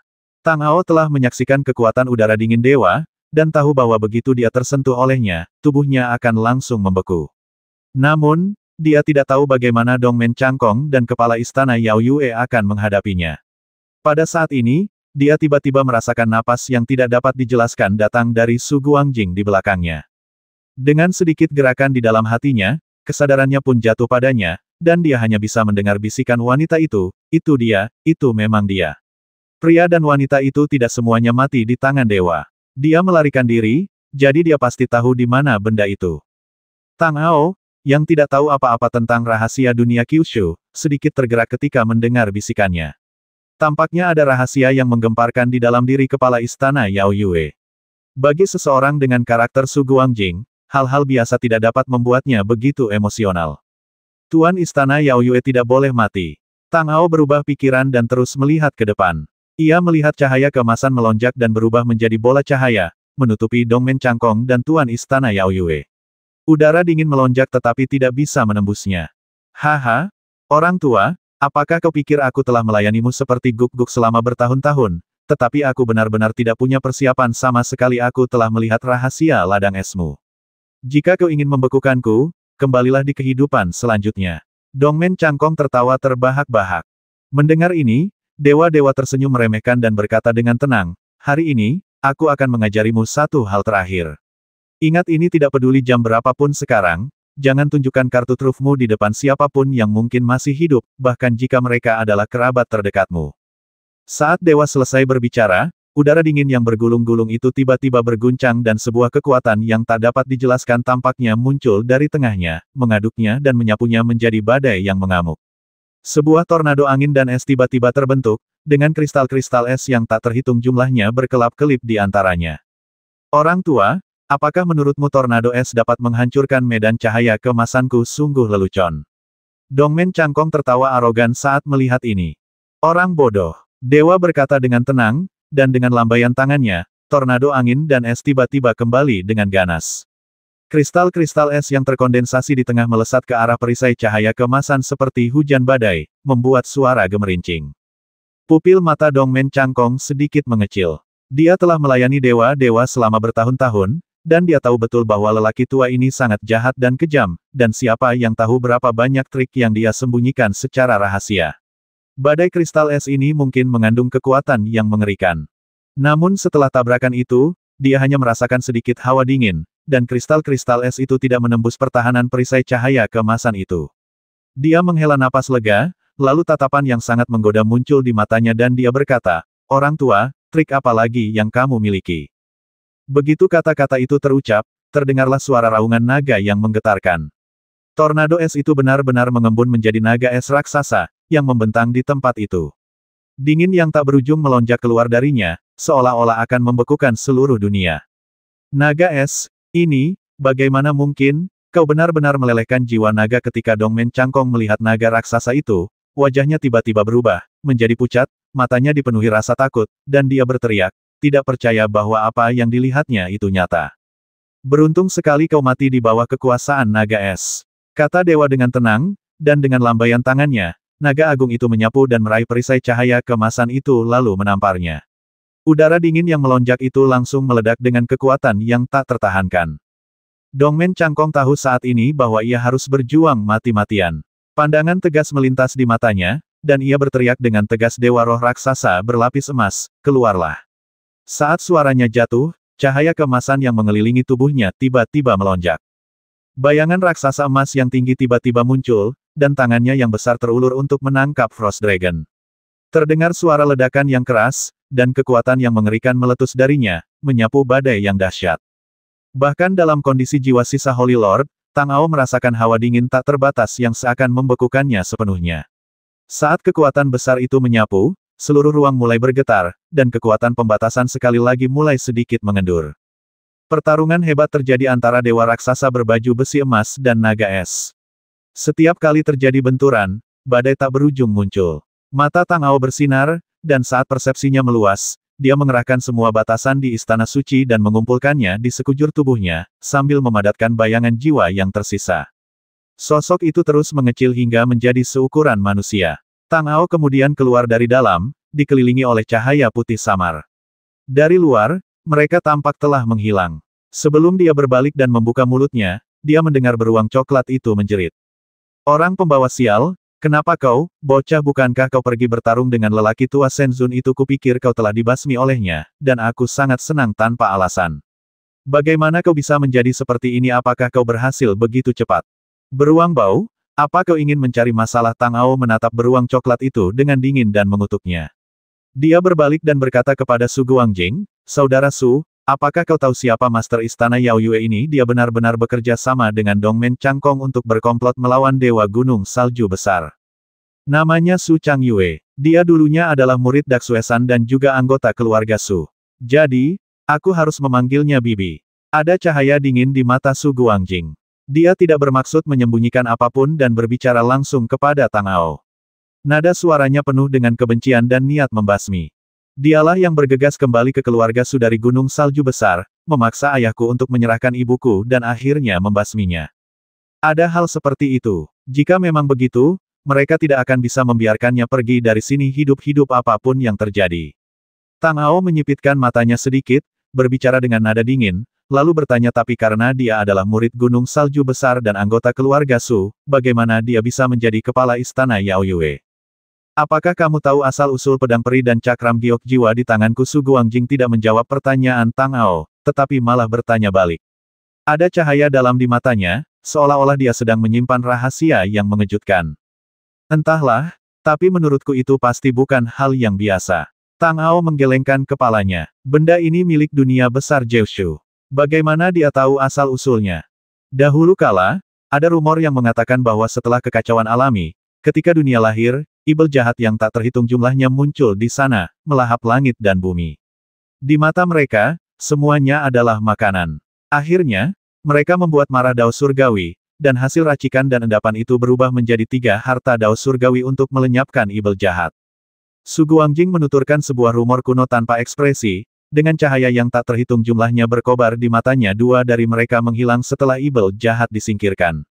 Tidak seorang pun tahu di mana mereka berakhir. Baru setelah bertahun-tahun kemudian mereka secara tidak sengaja ditemukan oleh seorang prajurit pengembara. Di dunia Jiushu, namanya adalah Ling Yu Senzun. Dia adalah orang terkuat 10.000 tahun yang lalu dan satu-satunya yang pernah menguasai seluruh dunia samudera. Setelah mengatakan itu, Su Guangjing mencibir lagi dan melanjutkan. Sayangnya, Ling Yu Divine Venerable tidak menduduki jabatan sebagai Lord of Jiushu selama bertahun-tahun. Ia dibasmi oleh kekasih dan saudaranya. Ia melarikan diri dengan luka serius dan tidak pernah terdengar kabarnya sejak saat itu. Tidak seorang pun tahu kemana ia pergi. 2 dari 3 harta bawaan juga diambil olehnya. Kedua benda itu pasti pedang abadi dan cakram giok jiwa. Wajah Tang Ao menjadi gelap dan dia menatap Su Guangjing dan berkata, siapa yang mengira bahwa Dewa Ling Yu yang bermartabat, penguasa Jiushu, akan meninggal di sebuah gua yang rusak di bawah tebing terpencil, dan harta karunnya yang tersembunyi akan diambil oleh seorang anak yang tidak tahu apa-apa, dan dia harus melalui begitu banyak kesulitan untuk sampai ke tempatnya saat ini, kata Su Guangjing sambil tersenyum sedih. Dari 3 harta karun bawaan, di mana yang satunya? Tang Ao menyipitkan matanya sedikit. Karena dua di antaranya sudah muncul, yang tersisa pasti tidak akan menghilang. Begitu dia selesai berbicara, mata Tang Ao berbinar dan dia bertanya, apakah itu ada di tangan Su Changyue? Jika dia memiliki harta karun ketiga, mengapa dia harus diburu oleh Dewa Gunung Salju Besar selama puluhan tahun dan harus bersembunyi di istana Yao Yue dengan nama yang berbeda? Su Guangjing menggelengkan kepalanya dan berkata dengan nada sarkastis di matanya, dia hanya tahu satu-satunya petunjuk di mana benda itu berada. Legenda mengatakan bahwa Dewa Lingyu jatuh cinta pada gadis suci Gunung Salju Besar dan bersedia menggunakan harta surga sebagai hadiah pertunangan untuk menikahinya. Namun, hal ini menabur benih bencana, yang akhirnya menyebabkan malapetaka berikutnya. Setelah kepergiannya, dunia Jiushu kembali dilanda kekacauan, dan para pahlawan muncul dan bertempur selama ratusan tahun. Lucunya, meskipun saintis dari Gunung Salju Besar membasmi Dewa Giok Roh, setelah dia menghilang, dia tidak dapat mengendalikan satu-satunya harta karun surgawi ketiga yang telah diperolehnya. Sebaliknya, dia didambakan oleh orang-orang kuat di dunia, yang bersatu untuk mengepung Gunung Salju Besar, yang akhirnya hampir menyebabkan kehancuran sekte abadi ini. Pada saat-saat terakhir, dia melarikan diri dari Gunung Salju dengan harta karun ini. Meskipun para pengejar memburunya selama puluhan tahun, mereka akhirnya membiarkannya melarikan diri. Harta karun Dao Surgawi yang dibawanya juga menghilang. Baru beberapa dekade yang lalu Su Changyue dan seorang pria lain secara tidak sengaja menemukan beberapa informasi yang ditinggalkan oleh orang suci itu.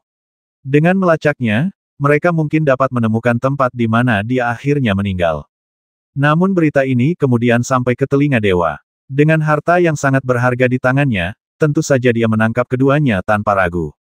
Kemudian, pria itu memberi Su Changyue secercah harapan dengan mengorbankan nyawanya, membiarkannya melarikan diri dan menghilang tanpa jejak. Selama beberapa dekade terakhir, Dewi telah memeras otaknya untuk mencari keberadaan Su Changyue, tetapi dia tidak pernah membayangkan bahwa dia telah menjadi kepala istana Yao Yue. Dia muncul saat ini tidak hanya untuk mendapatkan relik Dewa Suci, tetapi juga untuk membalas dendam masa lalunya. Dia telah menunggu selama beberapa dekade untuk ini. Setelah mendengar cerita Su Guangjing, Tang Ao menarik napas dalam-dalam. Pikiran yang tak terhitung jumlahnya muncul dalam benaknya, dan akhirnya berubah menjadi pertanyaan apa harta bawaan ketiga yang digunakan oleh Dewa Lingyu sebagai hadiah pertunangan saat itu mengapa itu menyebabkan begitu banyak hal. Xiantian Xiai, Su Guangjing mengucapkan sepatah kata dengan ekspresi tegas, dengan cahaya yang dalam di matanya, dan melanjutkan ada 3 harta bawaan. Pedang abadi untuk membasmi, dan Soul Jade Bi untuk penciptaan. Keduanya saling melengkapi dan cukup untuk membasmi roh jahat. Yang ketiga memiliki fungsi yang sama sekali berbeda. Konon, rahasia tertinggi tentang hukum surga tersembunyi di dalam Xiantian Xiai. Begitu seseorang memahaminya, seseorang dapat sepenuhnya terbebas dari semua kendala dan mencapai eksistensi tertinggi, hidup selama surga dan bumi, atau bahkan abadi. Semua kekuatan dan eksistensi antara surga dan bumi berada di bawah kendali seseorang. Saya khawatir legenda ini tidak banyak benarnya. Jika memang benar-benar ajaib, bagaimana mungkin guru ilahi Lingyu bisa mendapatkannya dan memahami rahasia di baliknya dengan mudah, lalu disergap dan dibasmi oleh seseorang? Tang Ao sedikit mengernyit saat mendengar ini. Sebagian besar legenda dilebih-lebihkan. Su Guangjing berkata dengan senyum tipis di wajahnya, saya tidak tahu apakah rahasia utama aturan Dao Surgawi tersembunyi di Xiantian Xiai, tetapi bakat Lingyu Divine Venerable hanya rata-rata. Sebelum dia memperoleh 3 harta, dia tidak memiliki reputasi sama sekali dan hanya seorang prajurit pengembara yang dapat dilihat di mana-mana. Namun setelah memperoleh harta karun ini, hanya dalam beberapa dekade, ia bangkit dari seorang prajurit tingkat rendah yang tidak dikenal menjadi kekuatan dewa tingkat tinggi. Bahkan ada rumor bahwa sebelum ia dibasmi, ia telah menembus batasan dewa dan mulai memahami misteri kekacauan bawaan. Jika bukan karena rahasia yang tersembunyi di Xiantian Xiai, mustahil baginya untuk melakukan ini dengan kualifikasinya. Jadi setidaknya, menemukan benda ini setara dengan memiliki metode rahasia pertama antara langit dan bumi. Menjadi seorang yang sangat unggul hanyalah masalah waktu. Mendengar ini, mata Tang Ao berbinar. Jika memang begitu, maka Xiantian Xiai ini memang akan menjadi sesuatu yang sangat menarik bagi prajurit manapun. Bahkan baginya, dia tidak akan pernah melepaskannya jika ada kesempatan sekecil apapun. Memikirkan hal ini, matanya tak dapat menahan diri untuk tidak melihat ke arah pertarungan antara dewa, Dongmen Changkong dan Su Changyue. Meskipun dewa roh raksasa berbaju zirah emas sangat kuat, ia tetap bukan tandingan naga es. Selama penyerangan, ia perlahan-lahan jatuh ke dalam posisi yang tidak menguntungkan. Bukan berarti Dewa Roh Raksasa Emas lebih rendah dari naga es. Bagaimanapun, dia adalah dewa legendaris, dan kekuatannya secara alami tidak terbatas. Hanya saja kultivasi Dongmen Cangkong terbatas, dan dia bahkan tidak sedikit pun tertinggal dari dewa. Penyempurnaan domainnya belum mencapai titik di mana dia dapat menanganinya dengan mudah.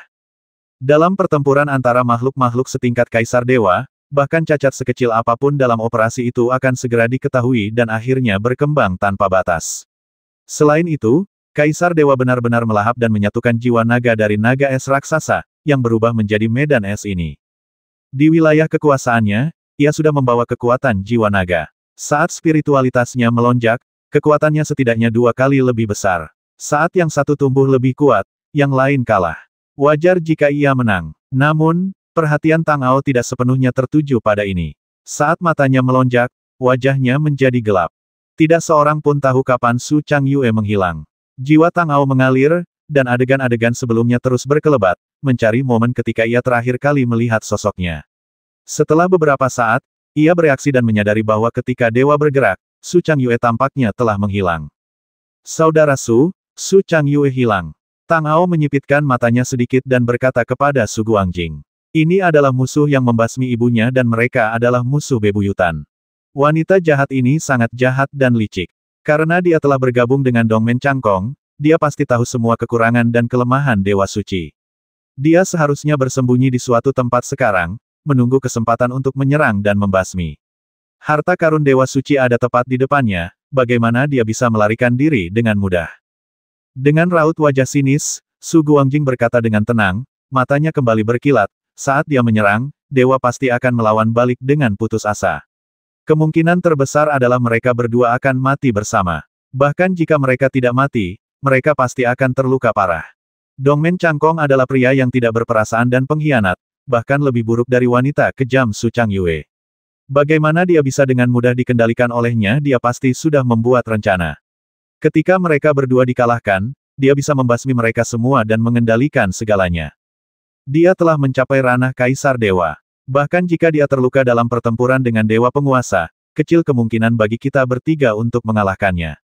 Selain itu, dia pasti memiliki beberapa cara tersembunyi lainnya secara rahasia. Peluang terbaik adalah ketika dia membasmi dewa penguasa dan Su Changyue.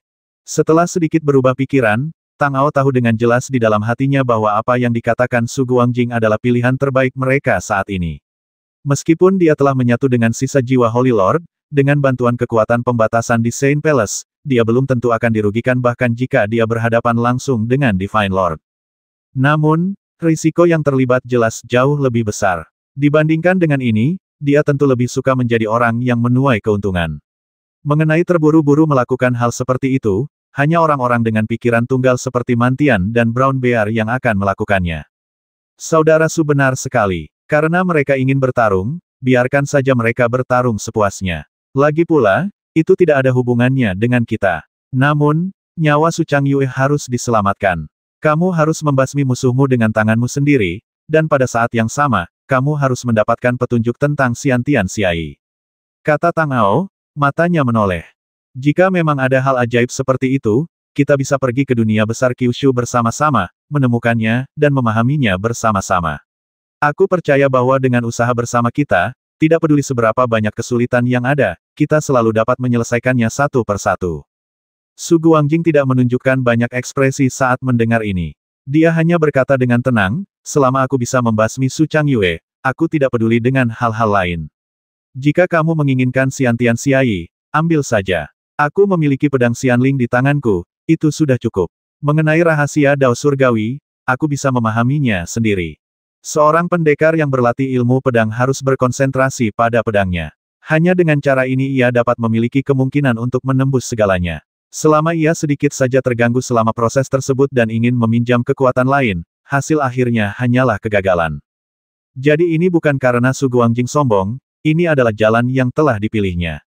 Tang Ao tahu ini dan tidak banyak bicara. Matanya tertuju pada pertempuran yang menentukan di lapangan. Dongmen Cangkong secara bertahap telah kelelahan, dan kekuatan medan cahaya keemasan juga menurun dengan cepat. Dengan kecepatan seperti ini, tidak akan lama lagi Frost Dragon akan mampu mencabik-cabik dewa roh raksasa berbaju zirah emas menjadi berkeping-keping. Pada saat itu, Dongmen Changkong pasti akan mati, tetapi Su Changyue tidak berniat mengungkapkan keberadaannya.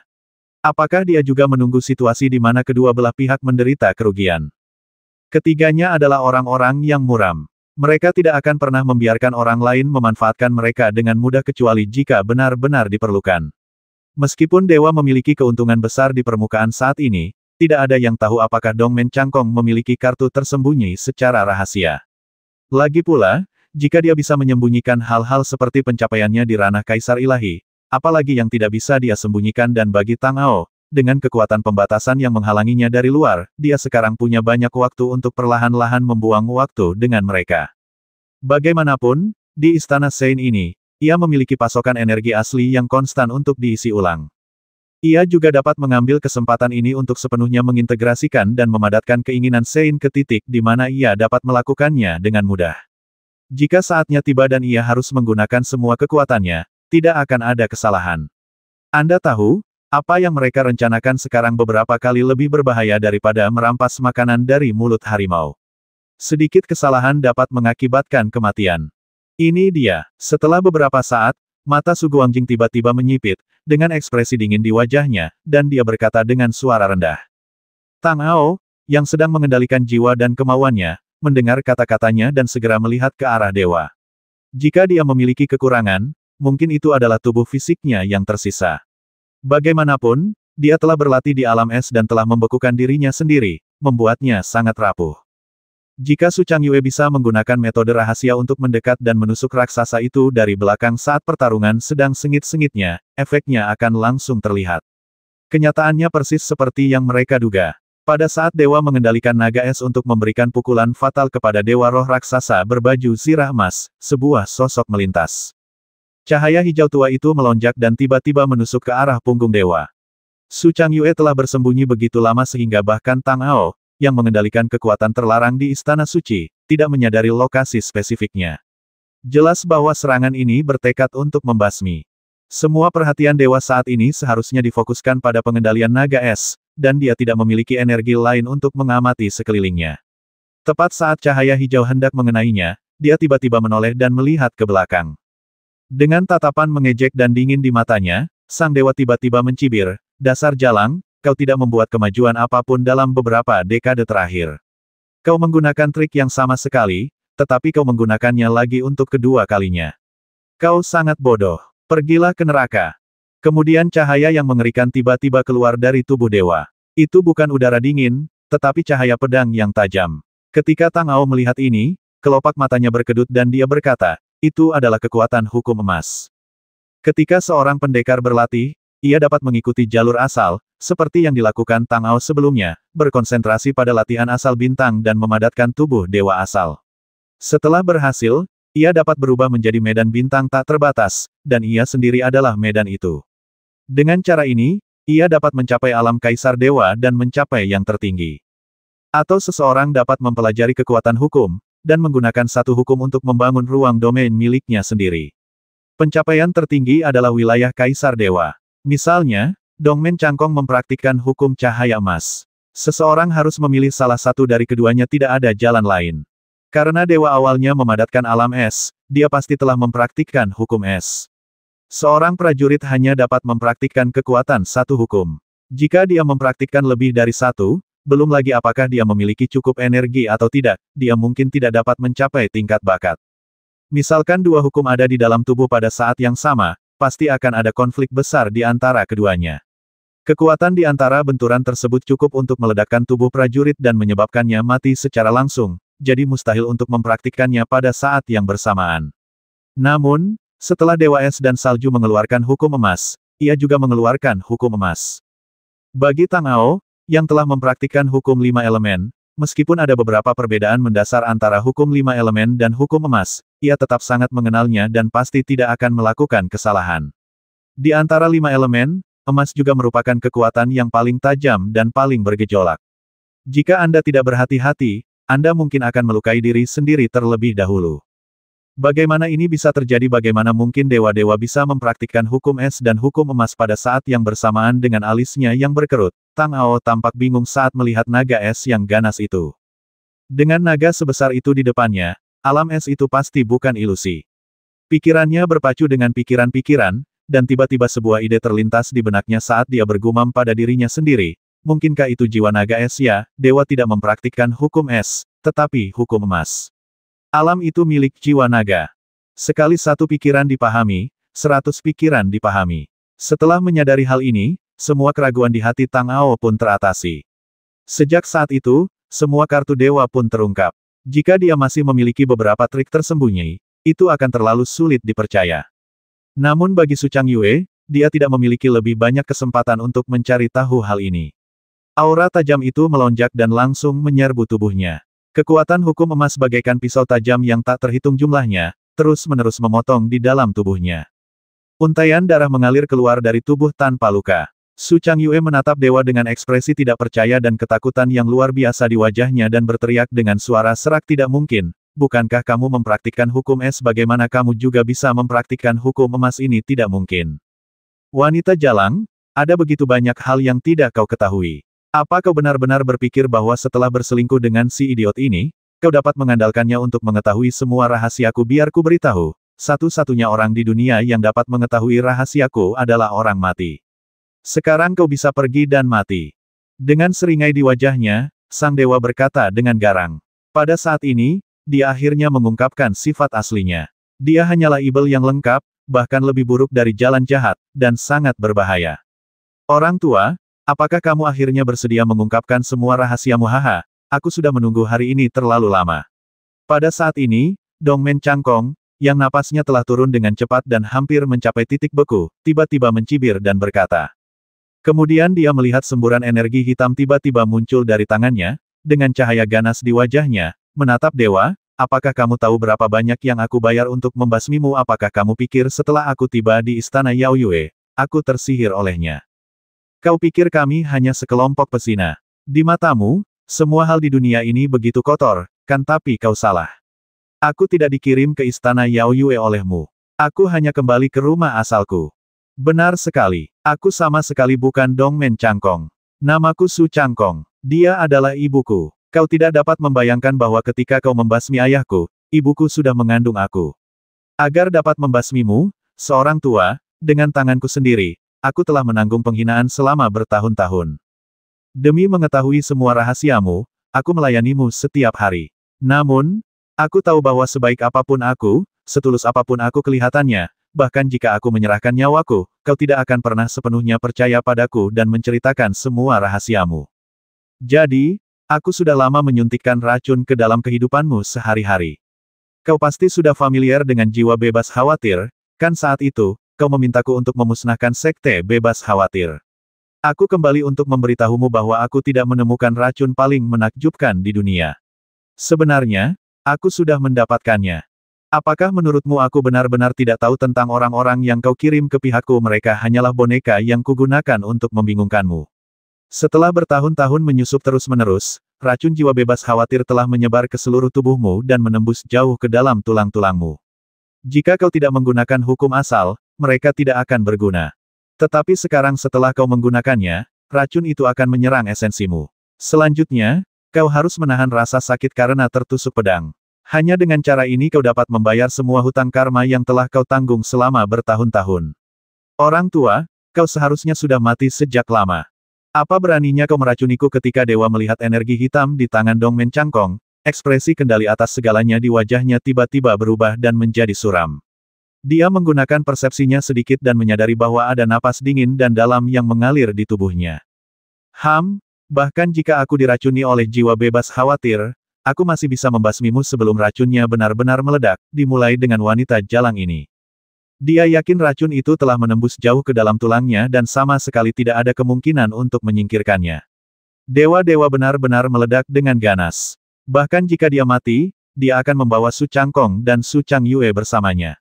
Dengan lambaian tangannya, hukum cahaya keemasan yang melonjak keluar. Aura tajam yang mengerikan itu meledak seketika, menghancurkan tubuh Su Changyue menjadi debu dalam sekejap, tanpa meninggalkan jejak. Dia menoleh dan menatap Su Changkong lagi, dengan ekspresi dingin dan muram di wajahnya, dan berkata dengan suara dingin, aku telah membasmi ibumu yang tercela, dan kau akan menjadi yang berikutnya. Hahaha, orang tua, kamu benar-benar bodoh sekali. Kamu tidak benar-benar berpikir bahwa kita sudah merencanakan begitu lama sehingga kita tidak akan memiliki pertahanan terhadapmu. Itu sama sekali bukan tubuh ibu yang sebenarnya. Su Changkong tertawa ketika mendengarnya, dan berkata dengan ekspresi bahagia dan bangga di wajahnya. Bukan jalang itu bunga cermin dan bulan air. Ketika dewa mendengar ini, cahaya dingin melintas di matanya. Dia berkata dengan suara dingin, menatap dingin ke sisi Su Changkong. Cahaya dan bayangan itu berputar, dan sosok Su Changyue muncul lagi. Benar, itu hanya Fata Ana. Kau tidak dapat membayangkan bahwa aku telah mengabdikan diriku untuk berlatih selama bertahun-tahun, terlepas dari segalanya, dan akhirnya mengolahnya ke tingkat tertinggi. Aku memiliki puluhan juta inkarnasi, dan masing-masing adalah aku. Jika kau ingin membasmiku, sebaiknya kau menunggu sampai kehidupan berikutnya. Su Changyue berkata kepada dewa sambil mencibir. Pertarungan yang menentukan antara kedua belah pihak telah sampai pada titik ini. Bahkan dengan pikiran cepat dan visi mendalam Tang Ao, dia tidak dapat menahan rasa geli di kulit kepalanya. Tidak peduli apakah itu dewa atau Su Changyue dan ibunya, mereka tampaknya memiliki konspirasi dan perhitungan yang tak ada habisnya. Satu titik balik demi satu titik balik tiba-tiba muncul di saat yang paling kritis. Orang yang tadinya tampak sangat tidak beruntung dan hampir mati tiba-tiba mengalami kejadian baru. Sedemikian rupa sehingga sampai sekarang, Tang Ao secara tidak sadar merasa di dalam hatinya bahwa dewa mungkin masih punya beberapa trik tersembunyi. Namun, kali ini dewa akhirnya mengecewakannya. Pengoperasian hukum cahaya emas adalah kartu truf terakhirnya, dan Su Changkong telah mengerahkan seluruh energi dan kebijaksanaannya ke dalamnya. Sejak awal, ia telah berfokus pada hal-hal yang paling mendasar. Karena dewa telah berkultivasi ke ranah kaisar dewa dan memadatkan wilayah kekuasaannya dengan hukum, tidak peduli hukum apa yang dia kultivasikan, itu akan selalu sama. Racun jiwa bebas khawatir secara khusus ditujukan pada ini, jadi selama dia mengaktifkannya, dia pasti akan mati tanpa keraguan, tanpa kejutan apapun. Cahaya dingin yang tak terhitung jumlahnya melintas di wajahnya, dan dewa-dewa tahu bahwa setelah titik ini, dia tidak lagi memiliki kesempatan. Namun, dia tidak akan pernah rela mati di tangan Su Changyue dan putranya. Bahkan jika dia mati, dia akan membawa seseorang bersamanya. Kemudian, cahaya dingin melintas di matanya, dan dia tertawa dingin. Ahaha, aku tidak menyangka hidupku akan hancur oleh seorang anak laki-laki dan seorang jalang. Tapi karena kamu berencana untuk membasmiku, maka bersiaplah untuk dikubur bersamaku. Saat dia berbicara, naga es raksasa itu jatuh dan tiba-tiba kembali ke sisi dewa. Tiba-tiba meledak dan berubah menjadi udara dingin tak berujung yang mengelilingi dewa. Dia berkata dengan suara dingin, jika kamu ingin menyalahkan seseorang, salahkan aku karena mengambil tindakan di sini. Aku bahkan tidak punya kesempatan untuk melarikan diri. Oh tidak, orang tua ini ingin menghancurkan dirinya sendiri. Ibu, pergilah dulu. Teriak Su Changkong dengan ekspresi yang tiba-tiba berubah saat melihat ini.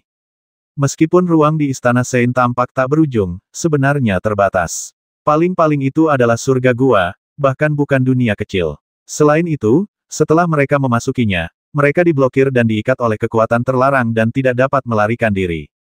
Awalnya, rencana Su Changyue dan Su Changkong adalah membasmi dewa-dewa, lalu mendapatkan relik dewa suci, mengendalikan batasan istana suci, membuka pintu dan pergi. Namun sekarang jelas tidak ada waktu atau kesempatan. Peledakan diri kaisar dewa sudah cukup untuk memenuhi setiap sudut. Terlebih lagi, sebelum dewa-dewa menghancurkan dirinya sendiri, dia mengumpulkan naga es di sekitarnya dan meledakkannya terlebih dahulu. Dengan cara ini, itu setara dengan meledakkan dua kaisar dewa pada saat yang sama, dan kekuatannya menjadi lebih dari 2 kali lipat. Su Changyue dan Su Changkong ditakdirkan tidak memiliki kesempatan untuk melarikan diri. Saat teriakan keras itu diucapkan, semburan cahaya keemasan tiba-tiba muncul dari tubuh Su Changkong, seolah-olah dia ingin berdiri di depan Su Changyue dan membantunya menghalangi dampak energi dari ledakan diri dewa. Namun, ketika Tang Ao melihat ini, matanya tiba-tiba bersinar, dan wajahnya menjadi suram. Su Changyue tanpa sadar ingin Su Changkong pergi lebih dulu, dan dia akan melindungi mereka. Namun, dia tiba-tiba merasakan sakit di pinggangnya, dan kemudian kekuatan tak terbatas mengalir ke dalam tubuhnya. Ekspresi yang tak terhitung jumlahnya muncul di wajahnya dalam sekejap, dan akhirnya berubah menjadi kesusahan yang mendalam. Dia berbicara. Kenapa, Changkong? Kenapa kau lakukan ini? Bahkan jika kau tidak melakukannya, aku akan membantumu menghalanginya. Kenapa kau masih melakukan ini? Aku ibumu. Aku mengajarimu banyak hal, memberimu kehidupan, dan memberimu segalanya. Kenapa?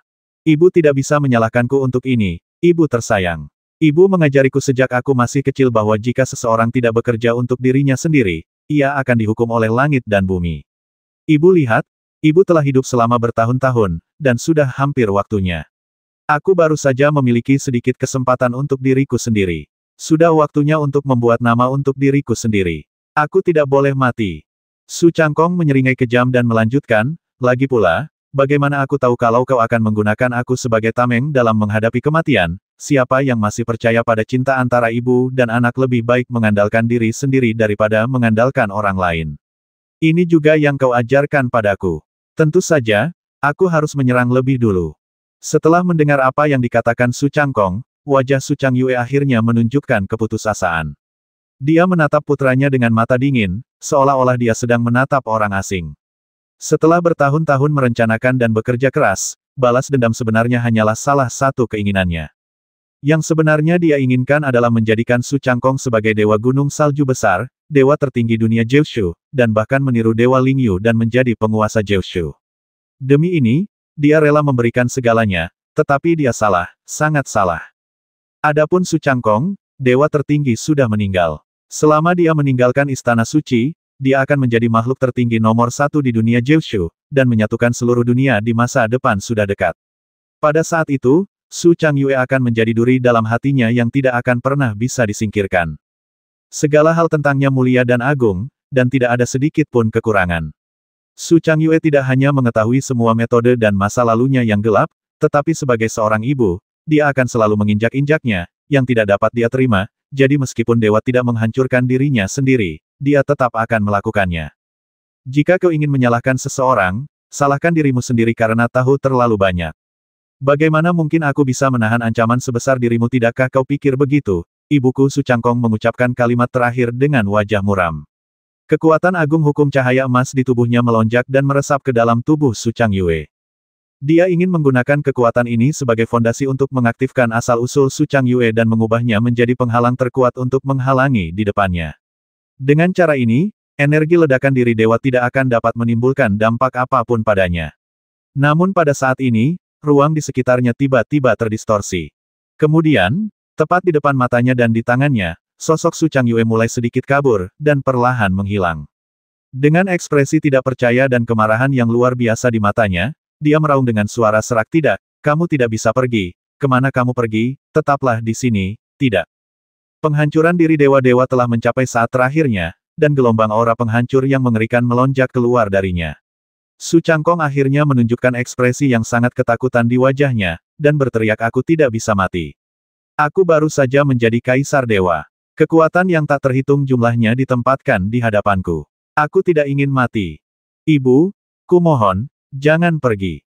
Ting Mahadewa dan selamatkan aku. Aku anakmu, satu-satunya anakmu. Ibu tidak bisa melakukan ini. Ibu tidak bisa melihatku mati. Blokir kekuatan benda tua ini untukku.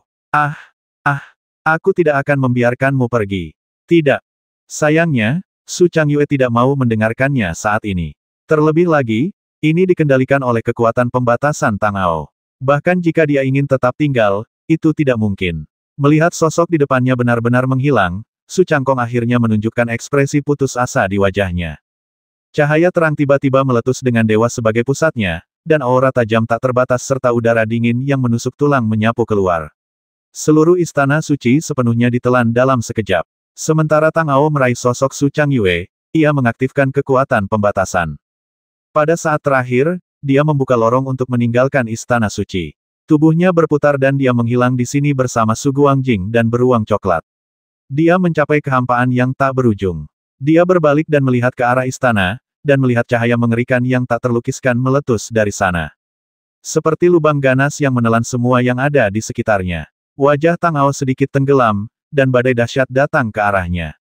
Cahaya bintang yang terang melonjak keluar, membentuk tirai cahaya besar di depannya, menghalangi semuanya. Setelah sekian lama, badai itu benar-benar menghilang. Istana suci menghilang, dan semua yang ada di sekitarnya berubah menjadi ketiadaan. Seluruh dunia menjadi dingin dan kosong. Kekuatan ledakan diri Kaisar Dewa begitu mengerikan hingga menghancurkan segalanya. Niat membasmi yang tajam muncul, dan hati Tang Ao sedikit tergerak. Dia berbalik dan melihat Su Guangjing memegang pedang peri di tangannya. Cahaya pedang es berkedip-kedip di atasnya, seolah-olah bisa melesat keluar kapan saja dan membasmi dengan satu pedang. Napas Su Changyue di sampingnya telah turun ke titik beku. Dalam hatinya, dia tahu bahwa Su Guangjing ingin membasmi Su Changyue sendiri, tetapi Tang Ao menyelamatkannya hanya untuk mengetahui informasi rahasia tentang Xiantian Xiai, jadi dia pasti tidak bisa membasminya dengan pedang sebelum dia memberitahunya. Jadi, dia berkata, "Saudara Su, tenanglah dan tunggu sampai aku selesai bertanya, oke? Sebaiknya kau cepatlah, aku tidak bisa menahannya lama-lama." Nada bicara Su Guangjing sangat dingin, wajahnya tegas, dan dia berkata dengan muram.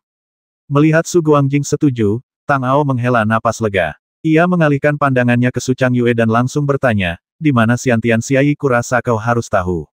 Bahkan jika kau tidak memberitahuku, aku punya cara lain untuk mengetahuinya. Jika kau memberitahuku, aku bisa membasmimu dengan cepat." "Hehe, apa yang harus kutakutkan sekarang? Kau ingin mendapatkan Xiantian Xiai, dan semua orang di dunia menginginkannya, tapi aku tidak akan memberitahumu, tidak sepatah kata pun. Jika kau punya nyali, basmi saja aku. Atau jika kau pikir kau punya cara untuk menyiksaku, itu juga tidak masalah." Su Changyue tampak putus asa. Dia melirik Tang Ao dengan jijik dan berkata dengan ringan bahwa saat ini, dia sudah merasa sangat sedih dan patah hati. "Kalau begitu, jangan salahkan aku." Setelah disergap oleh Su Changkong dan diresapi dengan sejumlah besar kekuatan hukum cahaya emas, Su Changyue sudah hampir kelelahan. Ditambah dengan pikirannya yang terganggu, dia bisa mati kapan saja.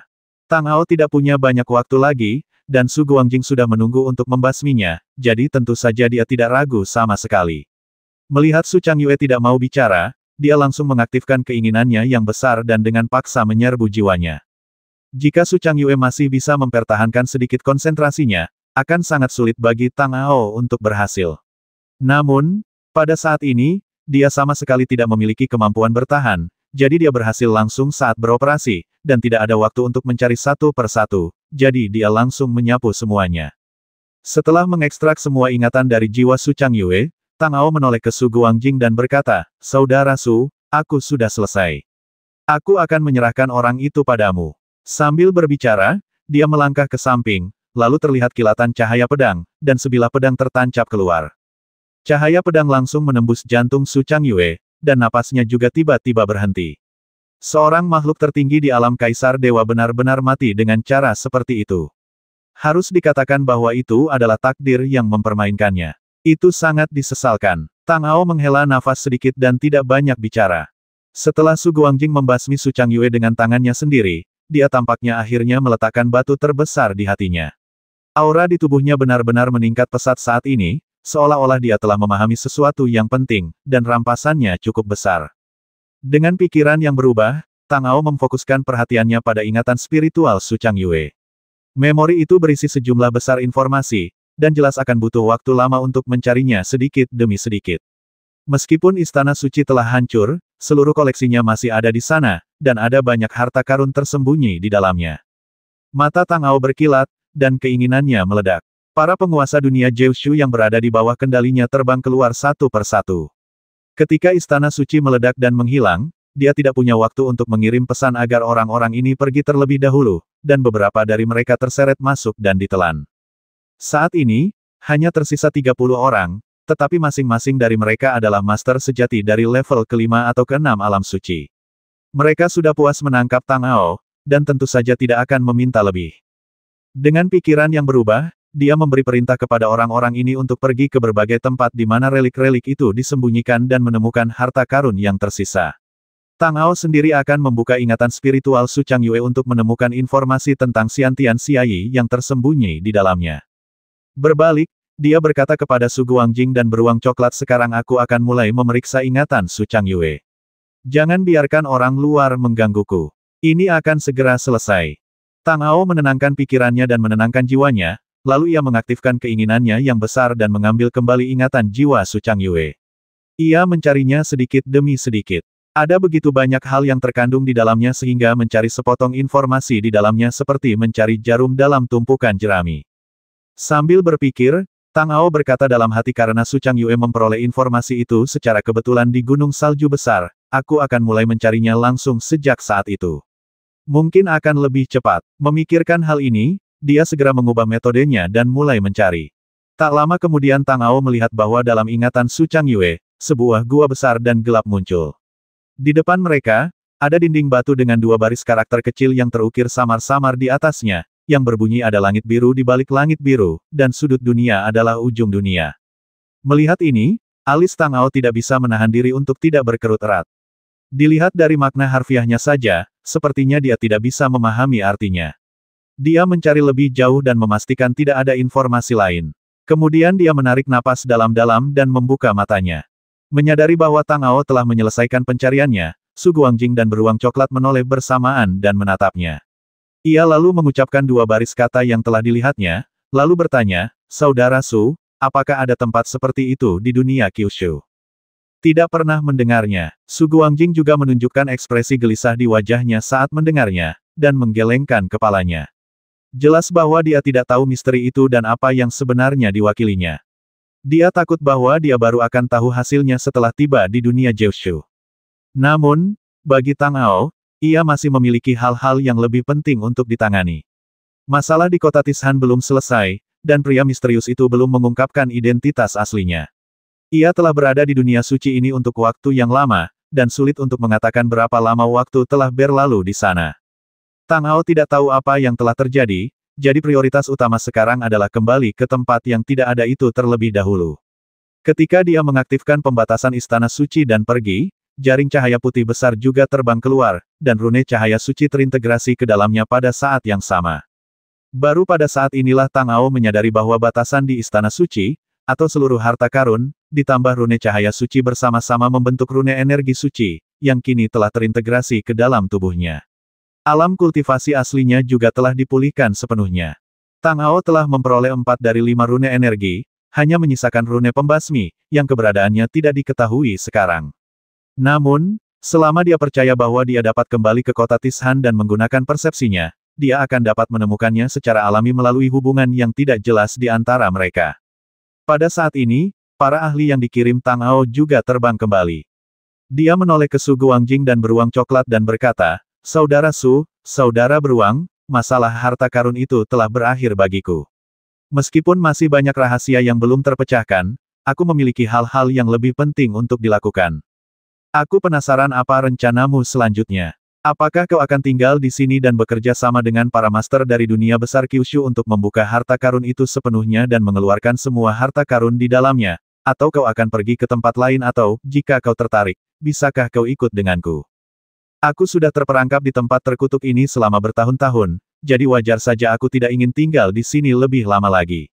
"Wah, apakah ada sesuatu yang menyenangkan di tempat yang kau sebutkan? Kalau ada, aku bisa pergi ke sana bersamamu." Beruang coklat itu berbicara lebih dulu. "Saudara Xiong, jangan khawatir. Situasi di tempat asalku jauh lebih rumit daripada di sini. Aku tidak bisa berkata banyak lagi, tetapi pasti akan ada pertempuran tanpa akhir. Mungkin jika aku kembali sekarang, akan ada pertempuran besar yang menungguku. Ada juga beberapa saudara yang bisa diperkenalkan kepadamu." Tang Ao berkata sambil tersenyum. "Hei, asalkan ada pertarungan dan daging untuk dimakan, aku baik-baik saja. Kalau tempat itu sebagus yang kau katakan, tentu saja aku akan ke sana." Mendengar ini, beruang coklat itu langsung menunjukkan ekspresi gembira di wajahnya, dan matanya bersinar terang, seolah-olah dia tidak sabar. Melihat bahwa beruang coklat telah setuju, Tang Ao sedikit senang, lalu dia melihat ke arah Su Guangjing dan bertanya, "Saudara Su, bagaimana denganmu? Apakah kamu akan kembali ke dunia besar Jiushu atau apakah keluarga Su sedang dalam masalah besar dan perlu memulai reformasi drastis? Akan lebih baik jika kamu ada di sini. Aku tidak lagi memiliki hubungan apapun dengan keluarga Su. Karena orang itu ada di tempat yang kau sebutkan, aku tentu akan pergi ke sana." Su Guangjing berkata dengan ekspresi tegas, dan matanya berkilat lagi, "Tapi saat ini, apakah kau sudah memikirkan cara untuk meninggalkan rumah harta karun itu?" Jalan menuju harta karun yang awalnya dibuka didorong oleh kekuatan Dewa Gunung Salju Besar. Sekarang setelah dia mati, tanpa dukungan energi aslinya, jalan itu mungkin menjadi sangat tidak stabil. Jika Anda melewatinya dengan gegabah, Anda mungkin terlibat dalam bahaya. Namun, hal ini tidak menjadi masalah bagi Tang Ao. Pada saat ini, ia telah menguasai sepenuhnya batasan dalam harta karun tersebut.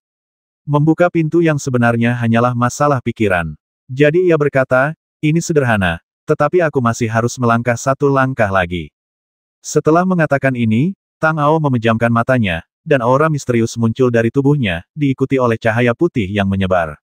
Tidak lama kemudian, dia melihat cahaya putih melesat ke arahnya di kehampaan, dengan bayangan samar bintang-bintang berkelap-kelip di dalamnya. Kemudian, aliran cahaya putih lainnya datang, dan semua 108 rasi bintang di luar yang belum berkumpul di Istana Suci tenggelam ke dalam tubuh Tang Ao dan menyatu dengan rune energi suci.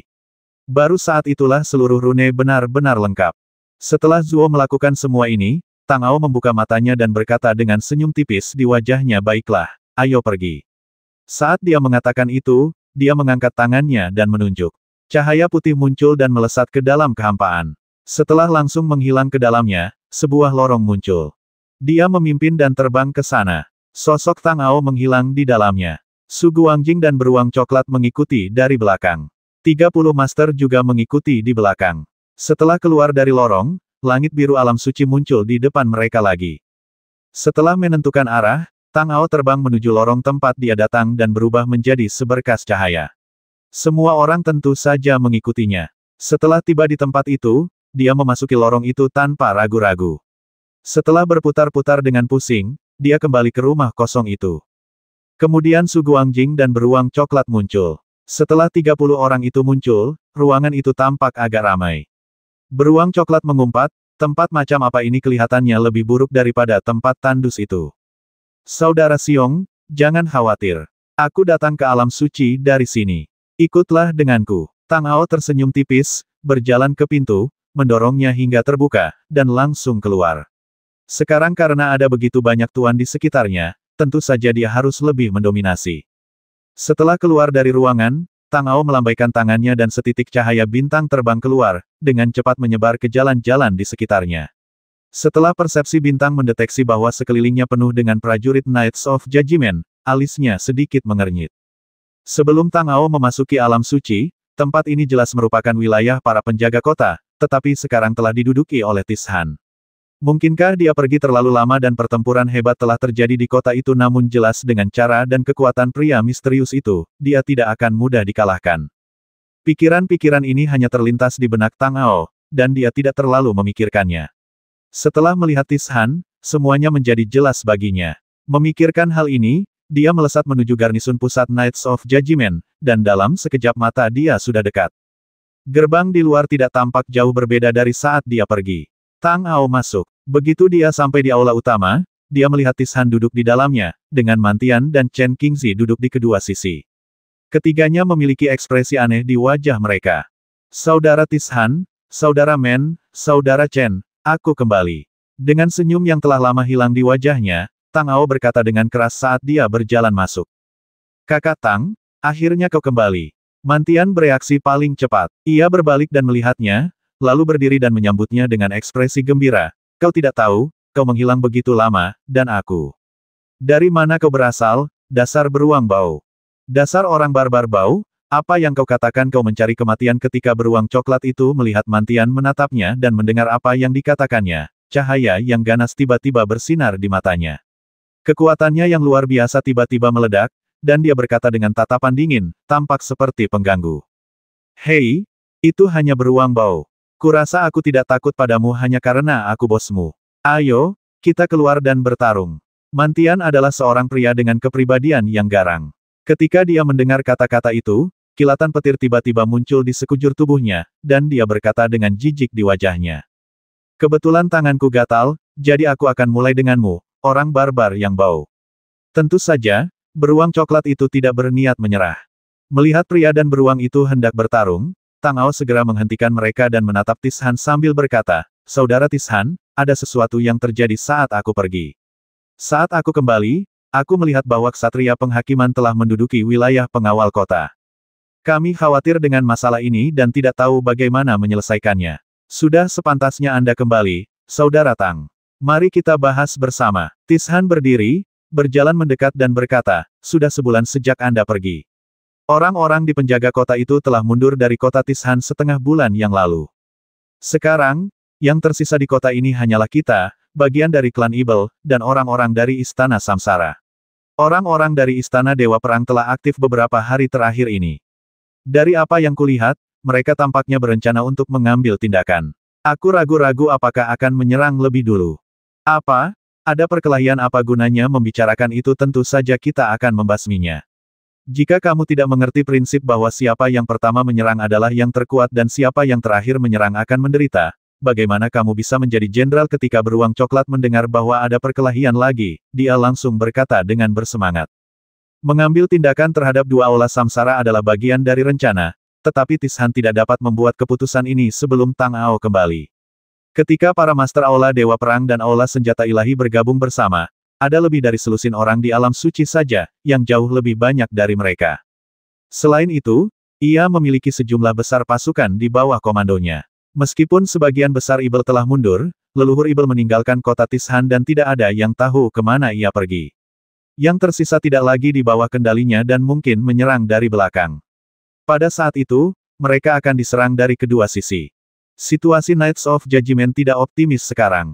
Dari para master yang awalnya bersama Tang Ao, hanya beberapa pendeta Tao tua yang tersisa. Jika perkelahian benar-benar terjadi, mereka tidak memiliki banyak peluang untuk menang. Masalah ini telah dibahas beberapa kali, dan Mantian ingin segera mengambil tindakan. Tishan dan Chen Qingzi merasa bahwa mereka harus menunggu sedikit lebih lama untuk melihat apakah Tang Ao bisa kembali. Tanpa diduga, setelah 2 hari, dia benar-benar kembali, dan membawa kembali begitu banyak master. Tentu saja, mereka memiliki keuntungan dan kepercayaan diri yang mutlak. Setelah Tang Ao mendengarkan situasi terkini Tishan, dia melambaikan tangannya dan berkata, "Saudara Tishan, sekarang aku sudah kembali dan lelaki misterius itu sudah pergi bersama para penjaga kota. Klan Ibel hampir semuanya sudah mundur, jadi kita harus menghancurkan 2 aula istana samsara. Selama kita mengalahkan mereka, seluruh kota Gunung Besi akan menjadi milik kita. Setelah kita memperbaiki formasi, kota itu dapat digunakan sebagai markas kita di masa mendatang. Tidak peduli apa yang kita lakukan di masa mendatang, setidaknya kita memiliki seseorang yang dapat diandalkan." Adapun para penguasa alam suci dari 2 aula samsara, mereka sama sekali tidak masalah.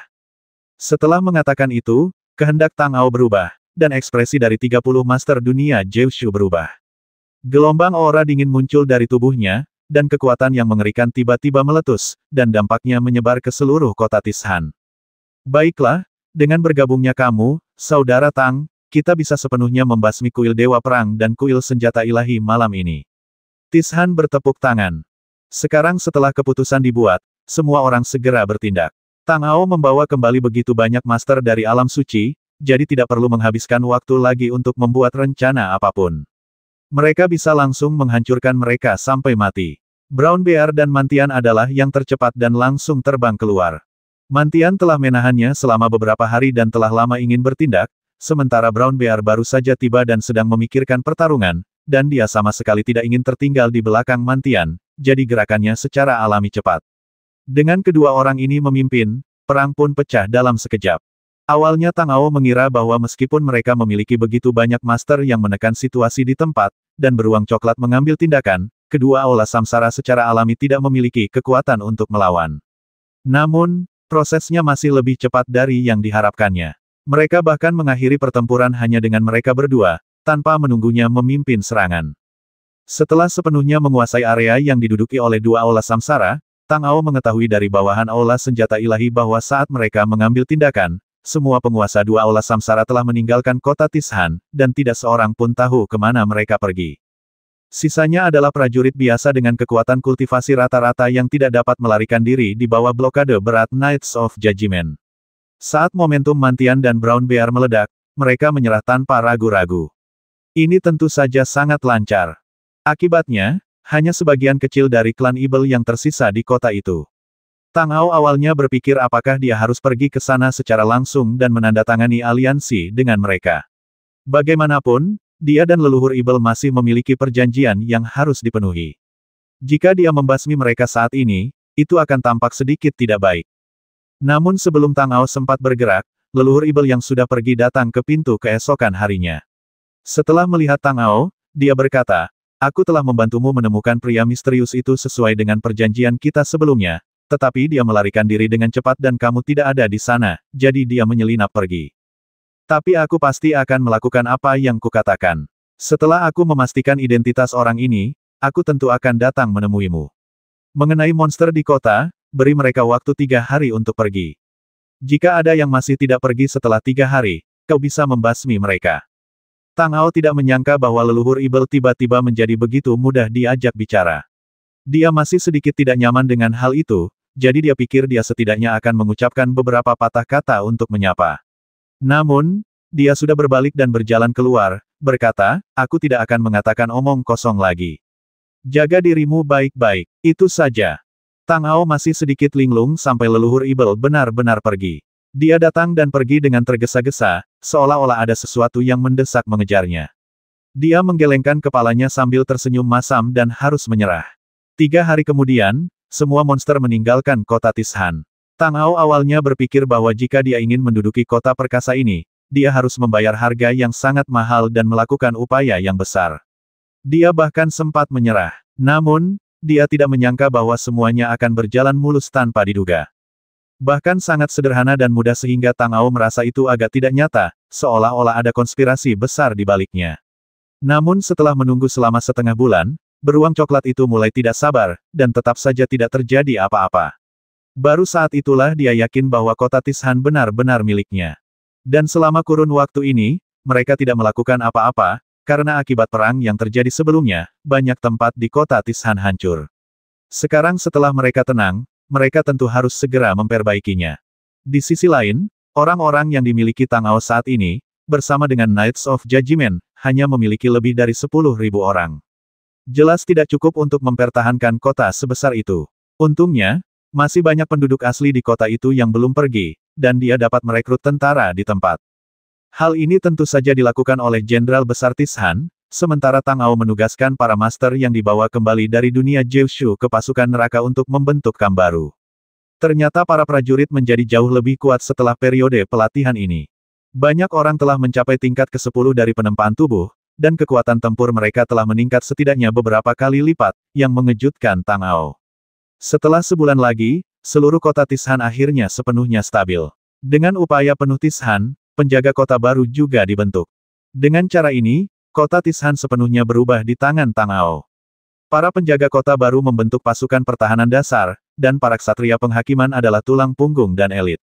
Para prajurit asli tentara neraka dibagi menjadi pengintai, yang bertanggung jawab untuk eksplorasi dalam radius 100 mil. 30 guru besar dari alam suci di dunia Jiushu merupakan kekuatan represif dan digunakan sebagai kartu truf. Ketika tidak ada yang bisa dilakukan pada hari kerja, Tang Ao akan meminta mereka pergi ke tambang untuk memisahkan biji kristal. Berkat pelarian tergesa-gesa dari 2 aula reinkarnasi, cukup banyak talenta junior yang tertinggal. Setelah orang-orang ini bubar, mereka diminta untuk melebur biji mentah yang digali, dan seluruh kota Tishan segera mulai beroperasi dengan tertib.